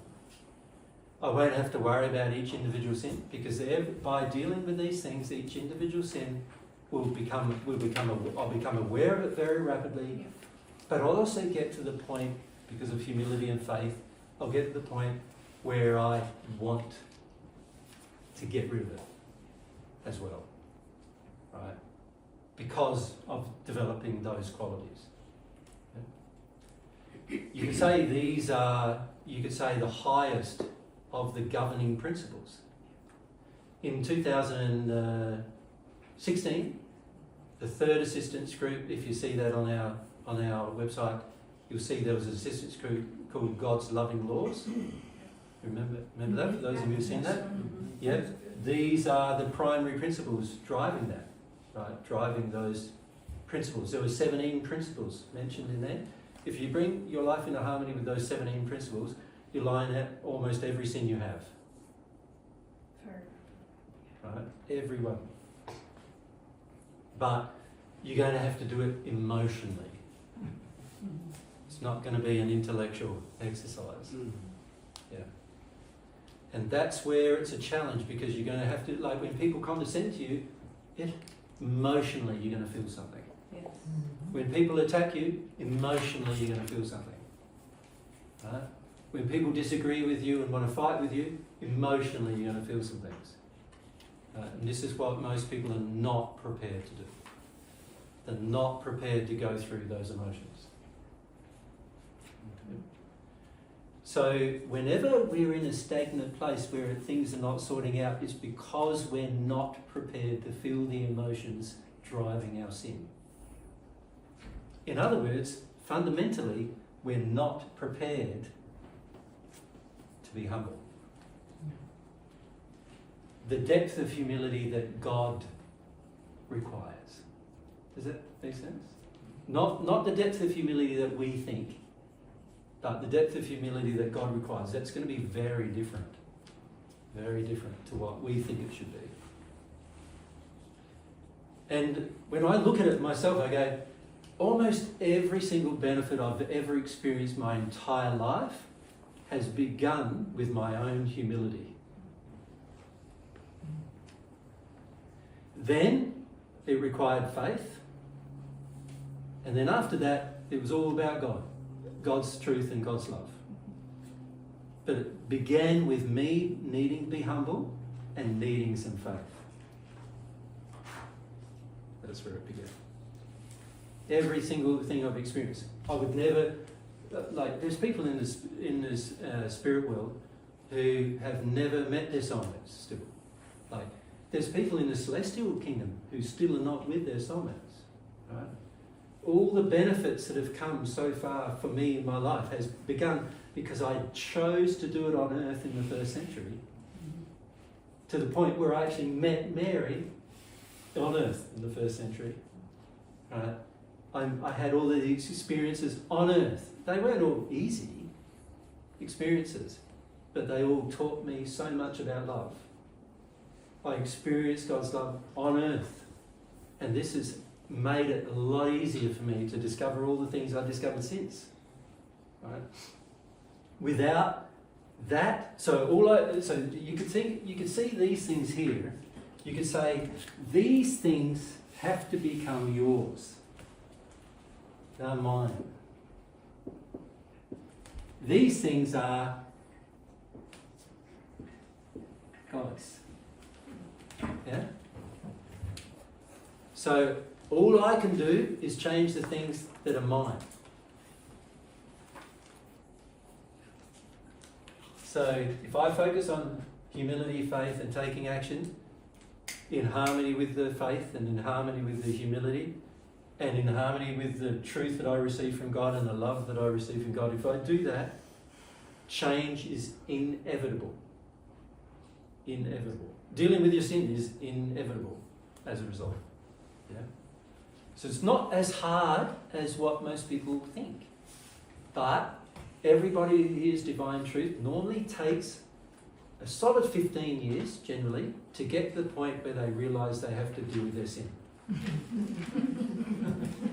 That's doing them regularly. We're trying all the other things. Sooner or later, yeah. It normally takes about that long. And it's not really a joke. I'm serious about it.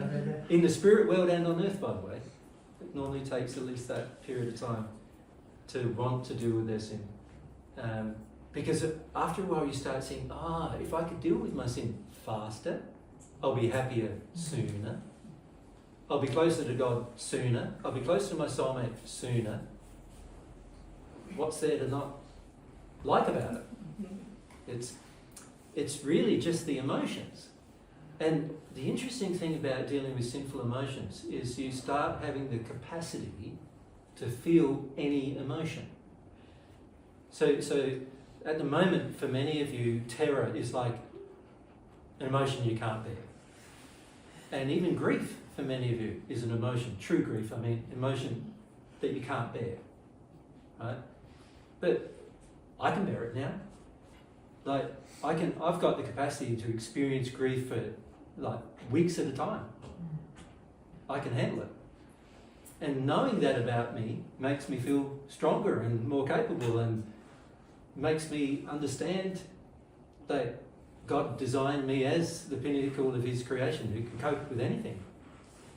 And it gives you a lot more confidence and assurance, and you know you can bear any situation. Right?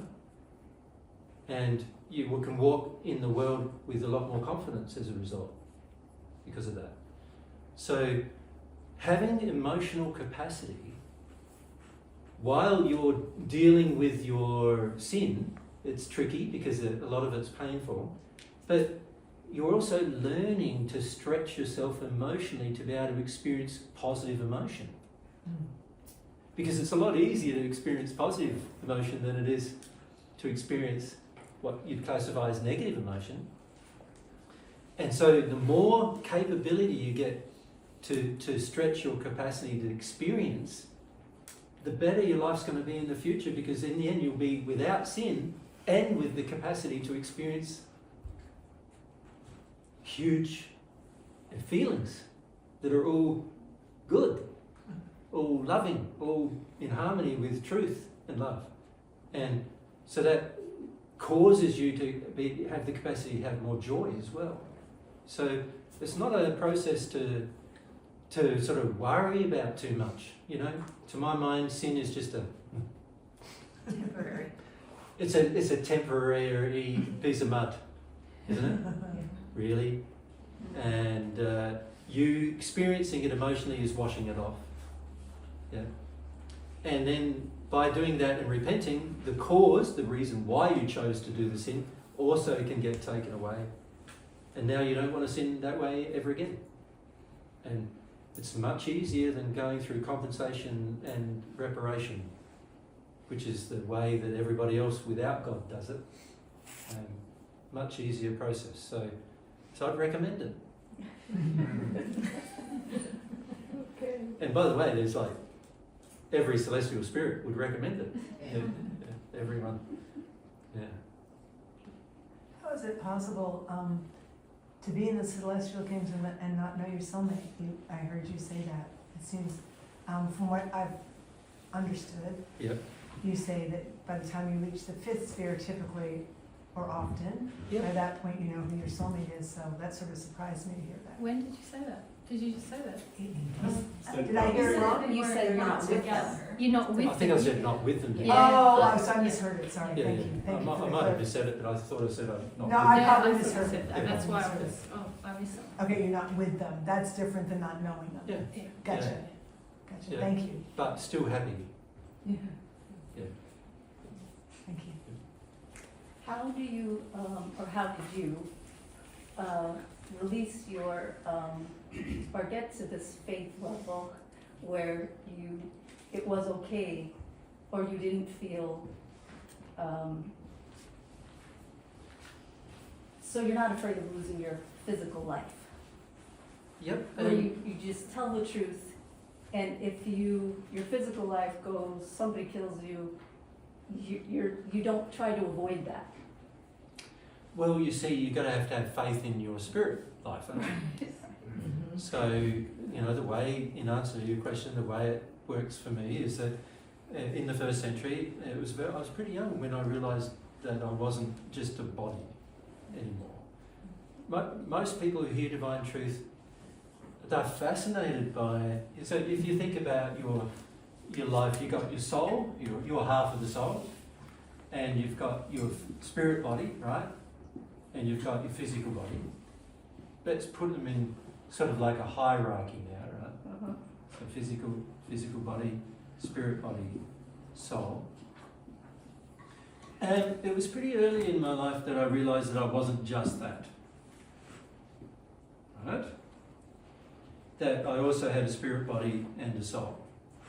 Now, when I say early, I was probably about 6, something like that. You know, it was earlier than that because I'm talking to spirits before that. Yeah. It's just, it was just coming to the awareness. Oh, you know, when you're developing as a child, you often do a lot of things without really knowing what it means. Do you know what I mean? Like, so I was talking to spirits way before then, but I didn't know that meant what it meant. But when I was quite young, like I said, about 6, I realised, oh, I've got a spirit body, but that means I have one too. You know, and a soul. I was starting to feel conscious of there being like a seed. The way I used to see it was like an almond seed or something, like a seed. That, you know how seeds all split in half? You know, it's quite fascinating. So when I was young in the first century, I thought about these things. And why is a seed made with 2 halves? It's weird, eh? You'd think, like a lot of nuts in particular, are made with 2 halves. Strange, if you think about it. Because a lot of other seeds don't seem to have 2 halves. Like, you know, you look at a millet seed or something, doesn't seem to have two hearts, but then a lot of things like nuts do have, and I go, interesting.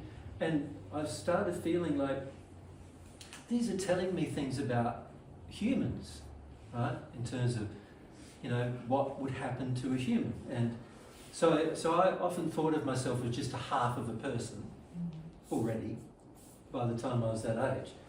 And my other half is out there somewhere, is the general feeling I had. And also I've started to see myself as not the physical body anymore, right? Because I was talking to these spirits and interacting with them, and me and John, not John the Apostle, but John the Baptist, we, you know, would often be talking to spirits as well. He was a good medium as well, so we'd often be chatting away to spirits as well, learning a lot of things from them. And this is one of the things they educated me about, particularly about the spirit body and the physical body. So I knew that I wasn't just a physical person. And in learning their life, I learned that they just had a very short life on earth. A lot of them. Some of them only lived like 30 years less on earth. And then they lived a long time in the spirit world. So I started realising my future isn't on earth. My future's in the spirit world. Right? Now, in coming to terms with that and working through that emotionally, I came to feel that my body dying, hopefully it wasn't going to be too painful. Obviously it turned out being pretty painful, but my body dying wasn't really a problem because my life would continue. I had a spirit body. And by this stage, you know, by the time I was in my teenage years, I could see the spirit bodies of others. So I could see that everyone had one. And I knew I had one. And so this then caused me to feel like reality. Faith turned from faith to reality. Once it becomes real to you, do you care anymore about your physical body? You only care about looking after it, caring for it, but you don't care if you lose it. And you're certainly not going to choose to lose it for the sake of telling a lie, and you're going to be okay with losing it for telling the truth, but not for telling a lie. So, in other words, I started to have some moral fortitude where I go, well, there's certain things I don't want to compromise, because everything.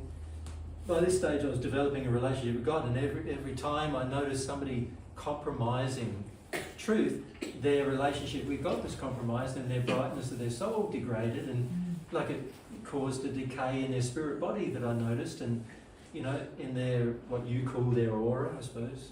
You know, I could see. I didn't think of it like aura or anything. It was just colours, the colours coming out of it, and so going, well,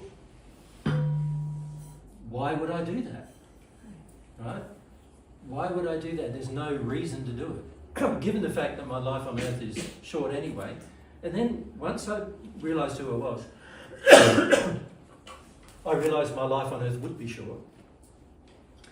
Because a bigger part of the work needing to be done was establish the celestial kingdom and to inform all of the spirit world that the celestial kingdom was also open to them. So I started seeing my bigger purpose of life was really not to spend it on earth, not that time, but rather to spend it educating people in the spirit world. So I was wanting to stay with Mary still, of course, on earth. By this stage, you know, I've met Mary and I wanted to stay with her, of course. But I'm not going to compromise a principle to stay with her. Because to do that would be to compromise our soul. And therefore compromise the joy of our future. So after a while that becomes a very solid feeling within you. But it's got to be an experience you go through. You follow? So the experience I went through was eventually my faith turned into reality. So an example of that is, at the moment, many of you can't see spirits, right? Right? Some of you can, but many of you can't. When you do, how do you feel your faith will be about spirits? Can you see, if you could see them, your faith would go up, wouldn't it?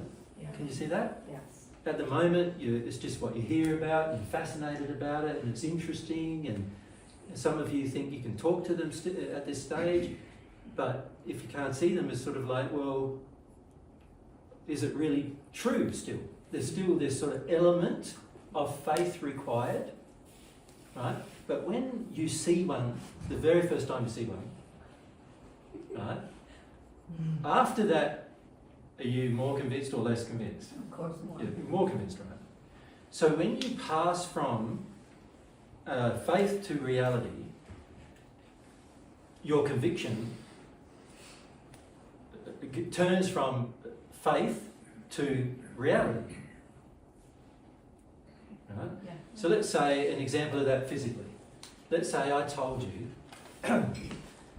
there's this device, right, that you can actually have, that you can pick up and it's about this big, right?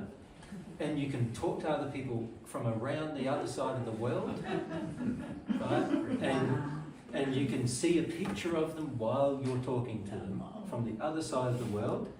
And not only that, you can play games on it and you can do other things on it. You can not just talk, you can take a photograph, it's stored, you can have maps and you can actually walk around and it will show you where you are, everywhere you're going. Now of course you know I'm describing a mobile phone, right? But if you've never seen one, and imagine you were like, the only thing you'd ever had in your life was an axe and a shovel, right? You'd be going, Even telling your mother or your grandmother in their early life about this device, Right. it would have been, yeah, they would have gone, that's Crazy. It was like, it's like the first people who, you know, said flying was possible. You know, like, there's, once you saw the reality of it, you now no longer need faith in it. Because it's so real to you that you just pick it up, you know, and you don't even think. Because it's just normal life, right? And it's the same with regard to learning God's truth. You'll go from a place where you have to exercise faith in order to grow, till you get to the point where some of the things start happening to you that become absolute reality. So what happened when I became at one with God in the first century is I became aware that I was immortal now. I couldn't die. Nobody could actually kill me, and not only could nobody kill me, that God wouldn't even. Right? God couldn't even. Wouldn't want to. Well, he wouldn't want to, but you know, he couldn't, because I had part of his love in me, so he couldn't. Once I recognise that, then why am I afraid of death? Like, there's nothing to be afraid of anymore. And there's a lovely verse that my friend John wrote that's recorded in your Bible. Perfect love throws fear aside, right? And that's exactly what happens. Once love is perfected, you don't fear anymore. Now, as you grow, you will grow towards that place. So initially, you'll start off where people attacking you, you'll feel afraid. People attacking you, you know, people condescending to you, you feel, oh, life's a bit scary now, you know, what's going to happen to me? You know, you're worried about things. What happens when your husband doesn't like you anymore? And what happens when the children don't like you anymore? And you worry about all these things. But as you grow, and as you gain more and more stronger relationship with God, and it turns from just a figment of your, let's call it your faith, a figment almost of your imagination is how it probably starts, right? Into reality. Once it becomes reality, people around you will, doesn't matter what they say, doesn't matter what they do, you know it's true. And if you know that a mobile phone exists and you were put in the middle of the jungle where nobody's ever seen one before, and you sit down and you don't have a mobile phone, but you sit down and describe it to everybody, and they will go, no, it sort of sounds pretty far-fetched, right? But when you bring it to them and show them it turns from faith to reality. All right? The people who exercise faith before reality is proven end up being the strongest people. Can you see why? I can feel it. Yeah. Like you, because you would have developed a strength in what you don't see yet, Yes. or what you don't have Well, you- particular evidence yet, or you. Well, you do have evidence, you see. Yeah, you recognize evidence before you actually. Well, you recognize evidence in your soul as a priority over your bodies. So what happens when you exercise faith? Faith is a soul quality. So what happens is evidence gets established in your soul first, and then it distributes to your bodies. Right? So when you develop faith, you're developing a soul quality where evidence appears to your soul first. And then your awareness, your intellectual and emotional awareness, passes from your soul to your bodies. Right? And so the people who develop faith are developing their soul first. Their soul qualities are being developed first. They're not having to see in order to believe. They're having to feel in order to believe. Okay. And feel is a sensory apparatus of the soul, not of the spirit body's eyes and mind. Do you need the faith in order to then get to the place of having the reality? Yeah, like, so you get to a stage where you develop these qualities, but they're all developing in the soul, right? Your soul strengthens. Its ability to feel things strengthens. Its ability to understand things strengthens. You're receiving God's love, so your ability to get things from God directly strengthens. You're able to receive and hear things from God directly. That all strengthens. It all filters down to the rest of you over time, to your mind and then to your bodies over time. But it starts here. And because it started there, you are going to be the strongest you can be. Because that's where the strength is in your soul. That's where the capacity for growth is. That's where your future power is. In fact, in the end, you might not even need these anymore at all, and everything will be there. Right? So, developing that first is of primary importance to your future. The problem on earth is that we have been taught to desensitize from our soul the most. So you think of what people on earth feel about feelings, about emotions, about senses even. Like even the senses of touch, for example. Which senses have a primary importance? Usually it's eyes, then hearing. But who really worries very much about the sense of touch? Right? But actually it's one of the most important senses you have to determine how things feel. Right? You can touch textures, can't you? And your body's been so well made that you can feel even the smallest, down to microns thick, of changes in a surface, for example. That's how sensitive the sense of touch has become, right? You think about what brings you joy. What you see brings you some joy. What you hear sometimes brings you some joy, sometimes not, probably. But what you taste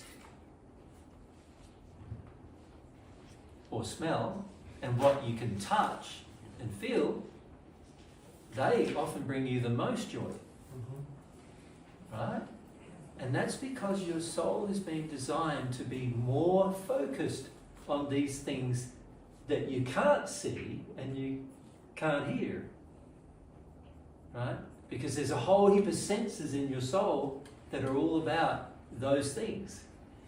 The ability for you to feel and to experience things emotionally are of supreme importance to you. And the reason why they are is because they bring you the most satisfaction and joy. So, by developing these senses of the soul, of which faith is one, by the way, so is humility, another actually.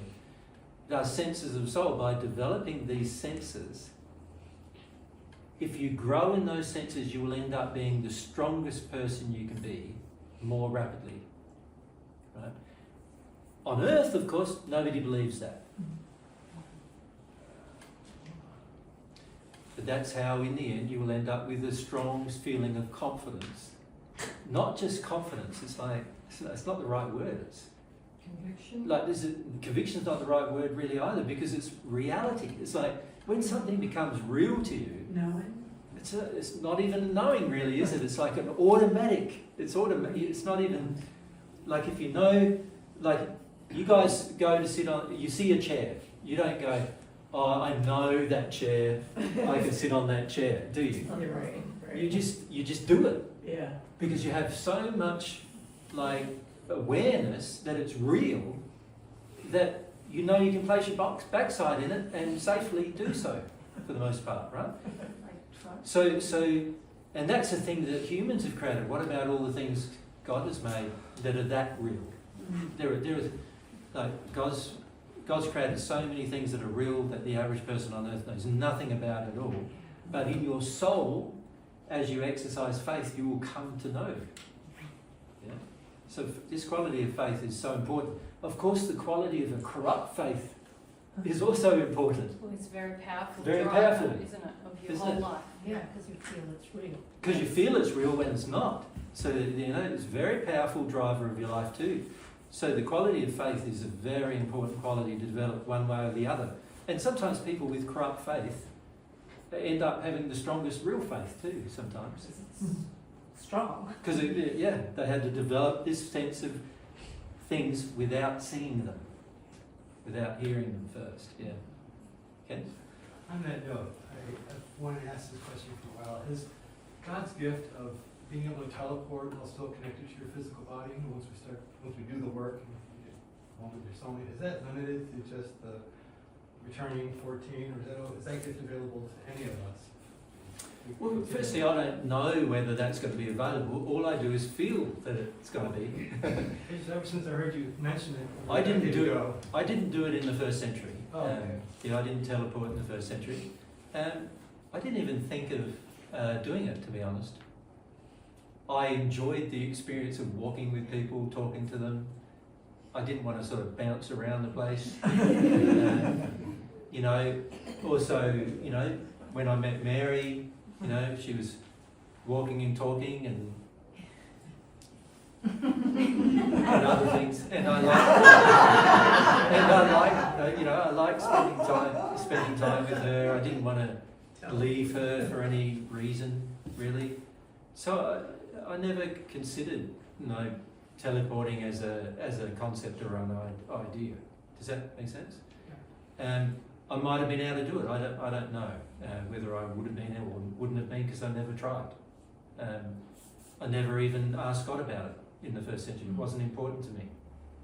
Of course, as soon as I went to the spirit world, I knew how to do it and knew how to go from place to place, as most of you will know straight away or soon after you pass to in your spirit form, But I never tried to do it on earth. So the answer to your question is, I don't know. I know it's possible. And I know historically there have been people on earth who did it. And I've met some. There were people who lived in what you know as Lemuria or Atlantis, and these people used to use teleportation as a method of getting from one place to another. And sometimes as groups and sometimes as individuals, and they would also teleport materials. I know it's possible. I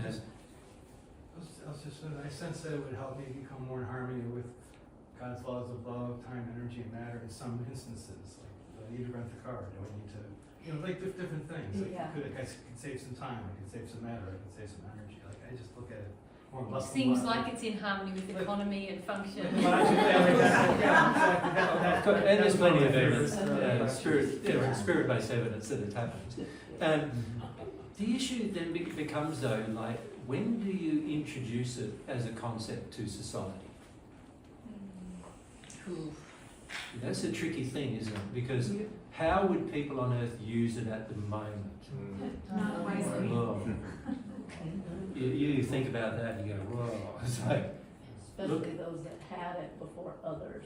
sorry? Especially those that could do it before others. Yeah. Now, of course, if they were in harmony with love, it wouldn't be a problem, would it? But in the process of exposing it to the people who are harmonious with love, the information about the reality of it being real automatically gets past everybody. So it's like the very first persons who flew, everybody else now knew flying was possible, right? And so that makes them strive harder to find out how to do it. You follow? So the problem with it becoming well known on Earth, like many things becoming well known on Earth, is we have to question how it would be used. And also what kind of things you could say about it. So let's say one of us at some point in the future decides and understands how to do it. Let's say. Is it wise to share that knowledge with everybody? That's a good question, isn't it? Because if everyone's in a condition where they don't love, it would be quite dangerous potentially to share that knowledge. And this is why there's actually a lot of knowledge in the spirit world that's not getting shared. The way the law works is that a spirit who tries to share it is inhibited from communicating the information to Earth. Yeah. Based on condition of love, Based on the love. inequality. Yeah, that's right. It requires a certain condition of love on Earth before that information can be shared. And the information can't be shared while the condition on love Earth doesn't match that condition. Yeah. And so even if one person comes to know how to do these things, it doesn't necessarily mean that the rest of us are going to find out how to do it. Does it? And also, you've got to be careful about what everybody comes to know as real. If they come to know that certain physical things are real before the spiritual things are real, then of course there's certain problems with that love would consider. So these are things that would need to be considered in the future, whether a person can teleport or not, by the person who could teleport. Yeah. But can you see that if one person did, then faith in teleportation would be improved, wouldn't it? But not necessarily faith in anything else. Do you follow me? I enjoy walking too. Sorry? I enjoy walking too. You enjoy walking? Yeah, Mary and I do about 8 to 10 k's a day on a good day. And that's what we like doing too. But at the end of the day, I would have found teleportation very handy on this trip. I like customs. You don't need to anymore. Yeah, that's right. Yeah. Exactly. Yeah. But you would have to consider the ramifications of such things, wouldn't you? And if you loved, you would. Yeah. But for a person who is in harmony with faith, they would already know what's possible. A person who doesn't have faith has a fair amount of disbelief, don't they? The biggest thing we have the most disbelief about is dealing with our sin. It's actually the biggest conspiracy on earth. The anti-sin conspiracy. Or the upholding sin. The upholding sin conspiracy. Yeah, it's a huge. Like, if you look at the momentum of where Earth is headed in terms of the spiritual condition, there is less and less concept that there is such a thing as sin. And that is the cause of our pain and suffering. There's a huge momentum towards anything is okay. You know?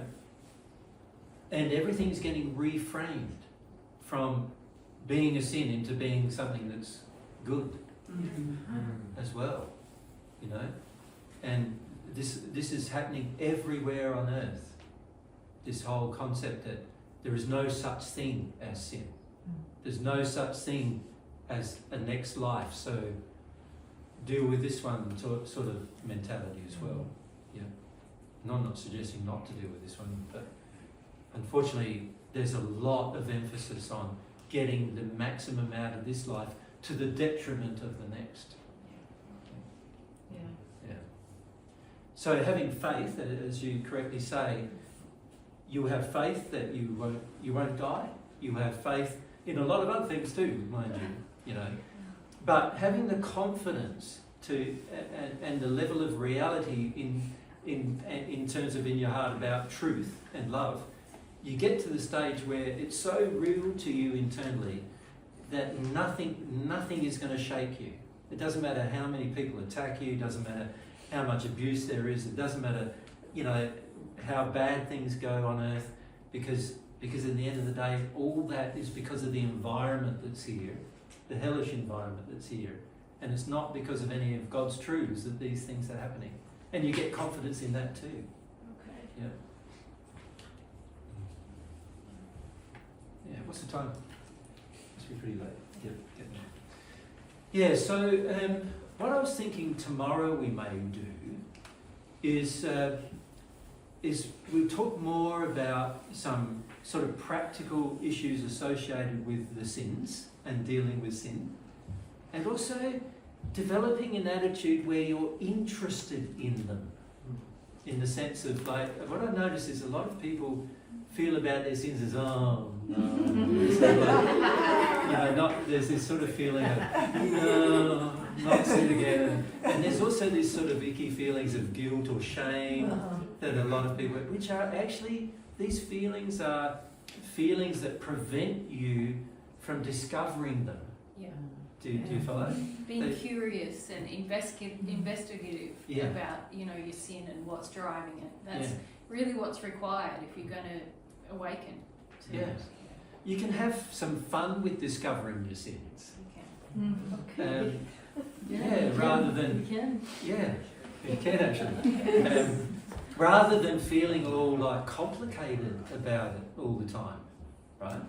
And so I was hoping that tomorrow you might help engage in some fun exposing different sins. Well, it brings levity and humor. Like, I don't mean humor in a negative way, but get a good laugh at yourself. Yeah, not seeing them as if they're a part of you. Right. I think that's the biggest liberating thing that I find about dealing with sin, is that you realise that that's not a part of me. This thing that is icky is actually not It's me. mud. It's stuff that can move. Yeah. It's stuff that is not going to be eternally with me. Thank goodness. Yeah. You know. Yeah. And you two have done a fabulous job in the time that I've listened. The non-self-blame.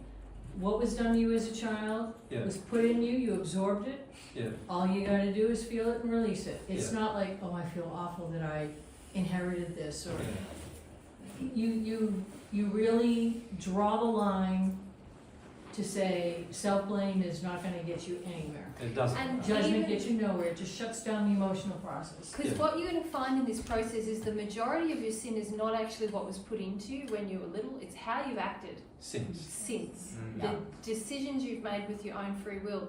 Yeah. But self-punishment doesn't really have a place in that process No. either, because it just stops it all as Yeah. well. Yeah. Yeah. It's being responsible. You do feel guilt, you do feel yuck at sometimes, but Yeah.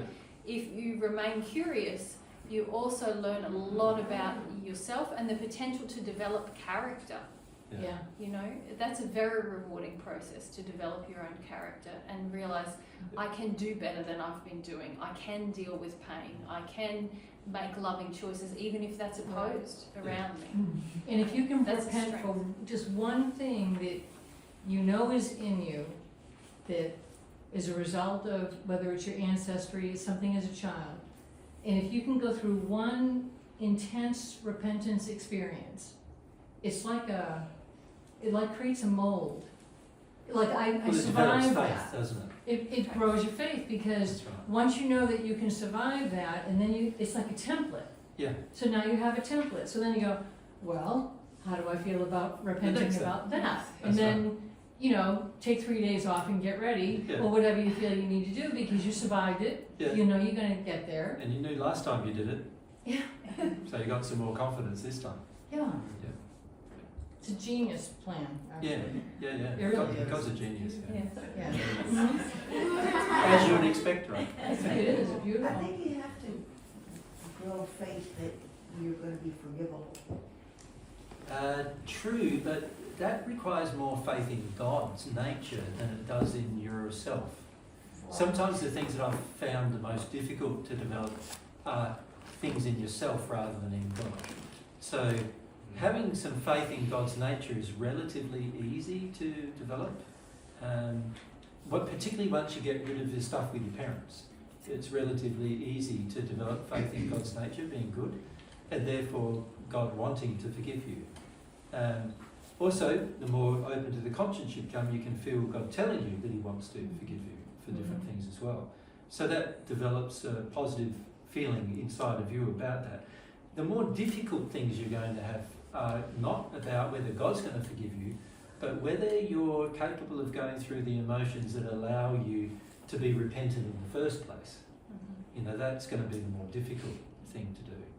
And that's where most people struggle. Developing some confidence that you will be forgiven, well, that will happen the very first time you're forgiven. And you'll have that confidence after that God wants to do that. But when it comes to actually working through getting to the point of repentance, that's the difficult. The difficult part is that's the time from awareness to awakening, and then feeling that you want to repent for what you've done. That period of time is the most difficult and sometimes the most time consuming in terms of our progress. But that all being said, just getting back to the fascination thing, I do find it fascinating how many sins have been created by humans. It's fascinating what we do just to get away from things. And how far we'll go just to get out of feeling something.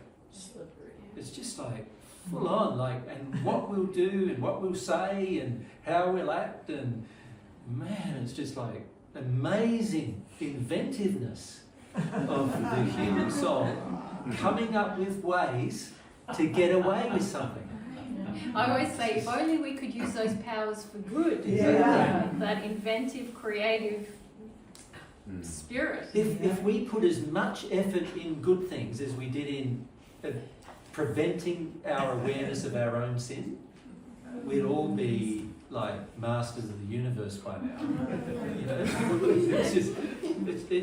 I find it so fascinating. It's like, isn't it? You look at the Earth today too, and you look at how much development goes into, say, weapons of warfare. And then you compare that with how much development goes into something that's actually good for humanity, like fixing the environment. It's what the? You got one, there's so much effort and time and energy put into just to make money out of killing people. And then on the other, something that could support developing our environment to the point where it could support tens of millions of people easily, and nobody puts any effort into it. In comparison, blows me away how dedicated we are to our sins. Yeah. And even that's very interesting. Why? Why are we so dedicated to upholding them? We're crazy nutters, eh? Trying to uphold sin with just destroying our life, and yet we do it. I find it so fascinating. And this is why it's something that we can discuss more tomorrow. You get to know a bit more about our sin and why we do it. And also, one of the things I'd like to feel about tonight is how it feels when you're fighting for it. See if you can catch yourself See if you fighting can for it. feel the fight. Or remember how you fought for And it. try to connect with that feeling of it emotionally, because you need in the moment, in your future, you need, in the moment you're defending your sin, you need to know what that feels like. Because otherwise you're not going to change that. You need to know what it feels like. It's incredibly helpful once you start to recognise those feelings, because you go, okay, There I go again. here's There I go something for me to deal with. Yeah. And also you're able to then recognise, every time, no matter what the sin is, this is how it feels like defending it. Yeah. This is one of the things I do to defend it. If you can get rid of all your defences, can you see, Yeah, you'd probably recognise your sin like hundreds of times faster, wouldn't you? yeah. If you get rid of all your defences. And we're like, what are you defending? When you really get down to what are you defending? Self-reliance Well, versus God-reliance? Corrupt faith. Corrupt You're defending faith. corrupt faith. Yeah. yeah. Yeah. Yeah. And what's the point of that? There's no real point to it, is there? No. Not benefiting you or anyone Pointless. else. Mm. So yeah, it's just, these are things we want to discover or talk about a bit more tomorrow. Eh? But if you can go home tonight and your homework exercise is what are your methods of defending your sins? How does it feel when you're doing it? How does it feel? And try to focus on the feeling. Yeah. You can feel the feeling of it. All right? Okay. Thank you.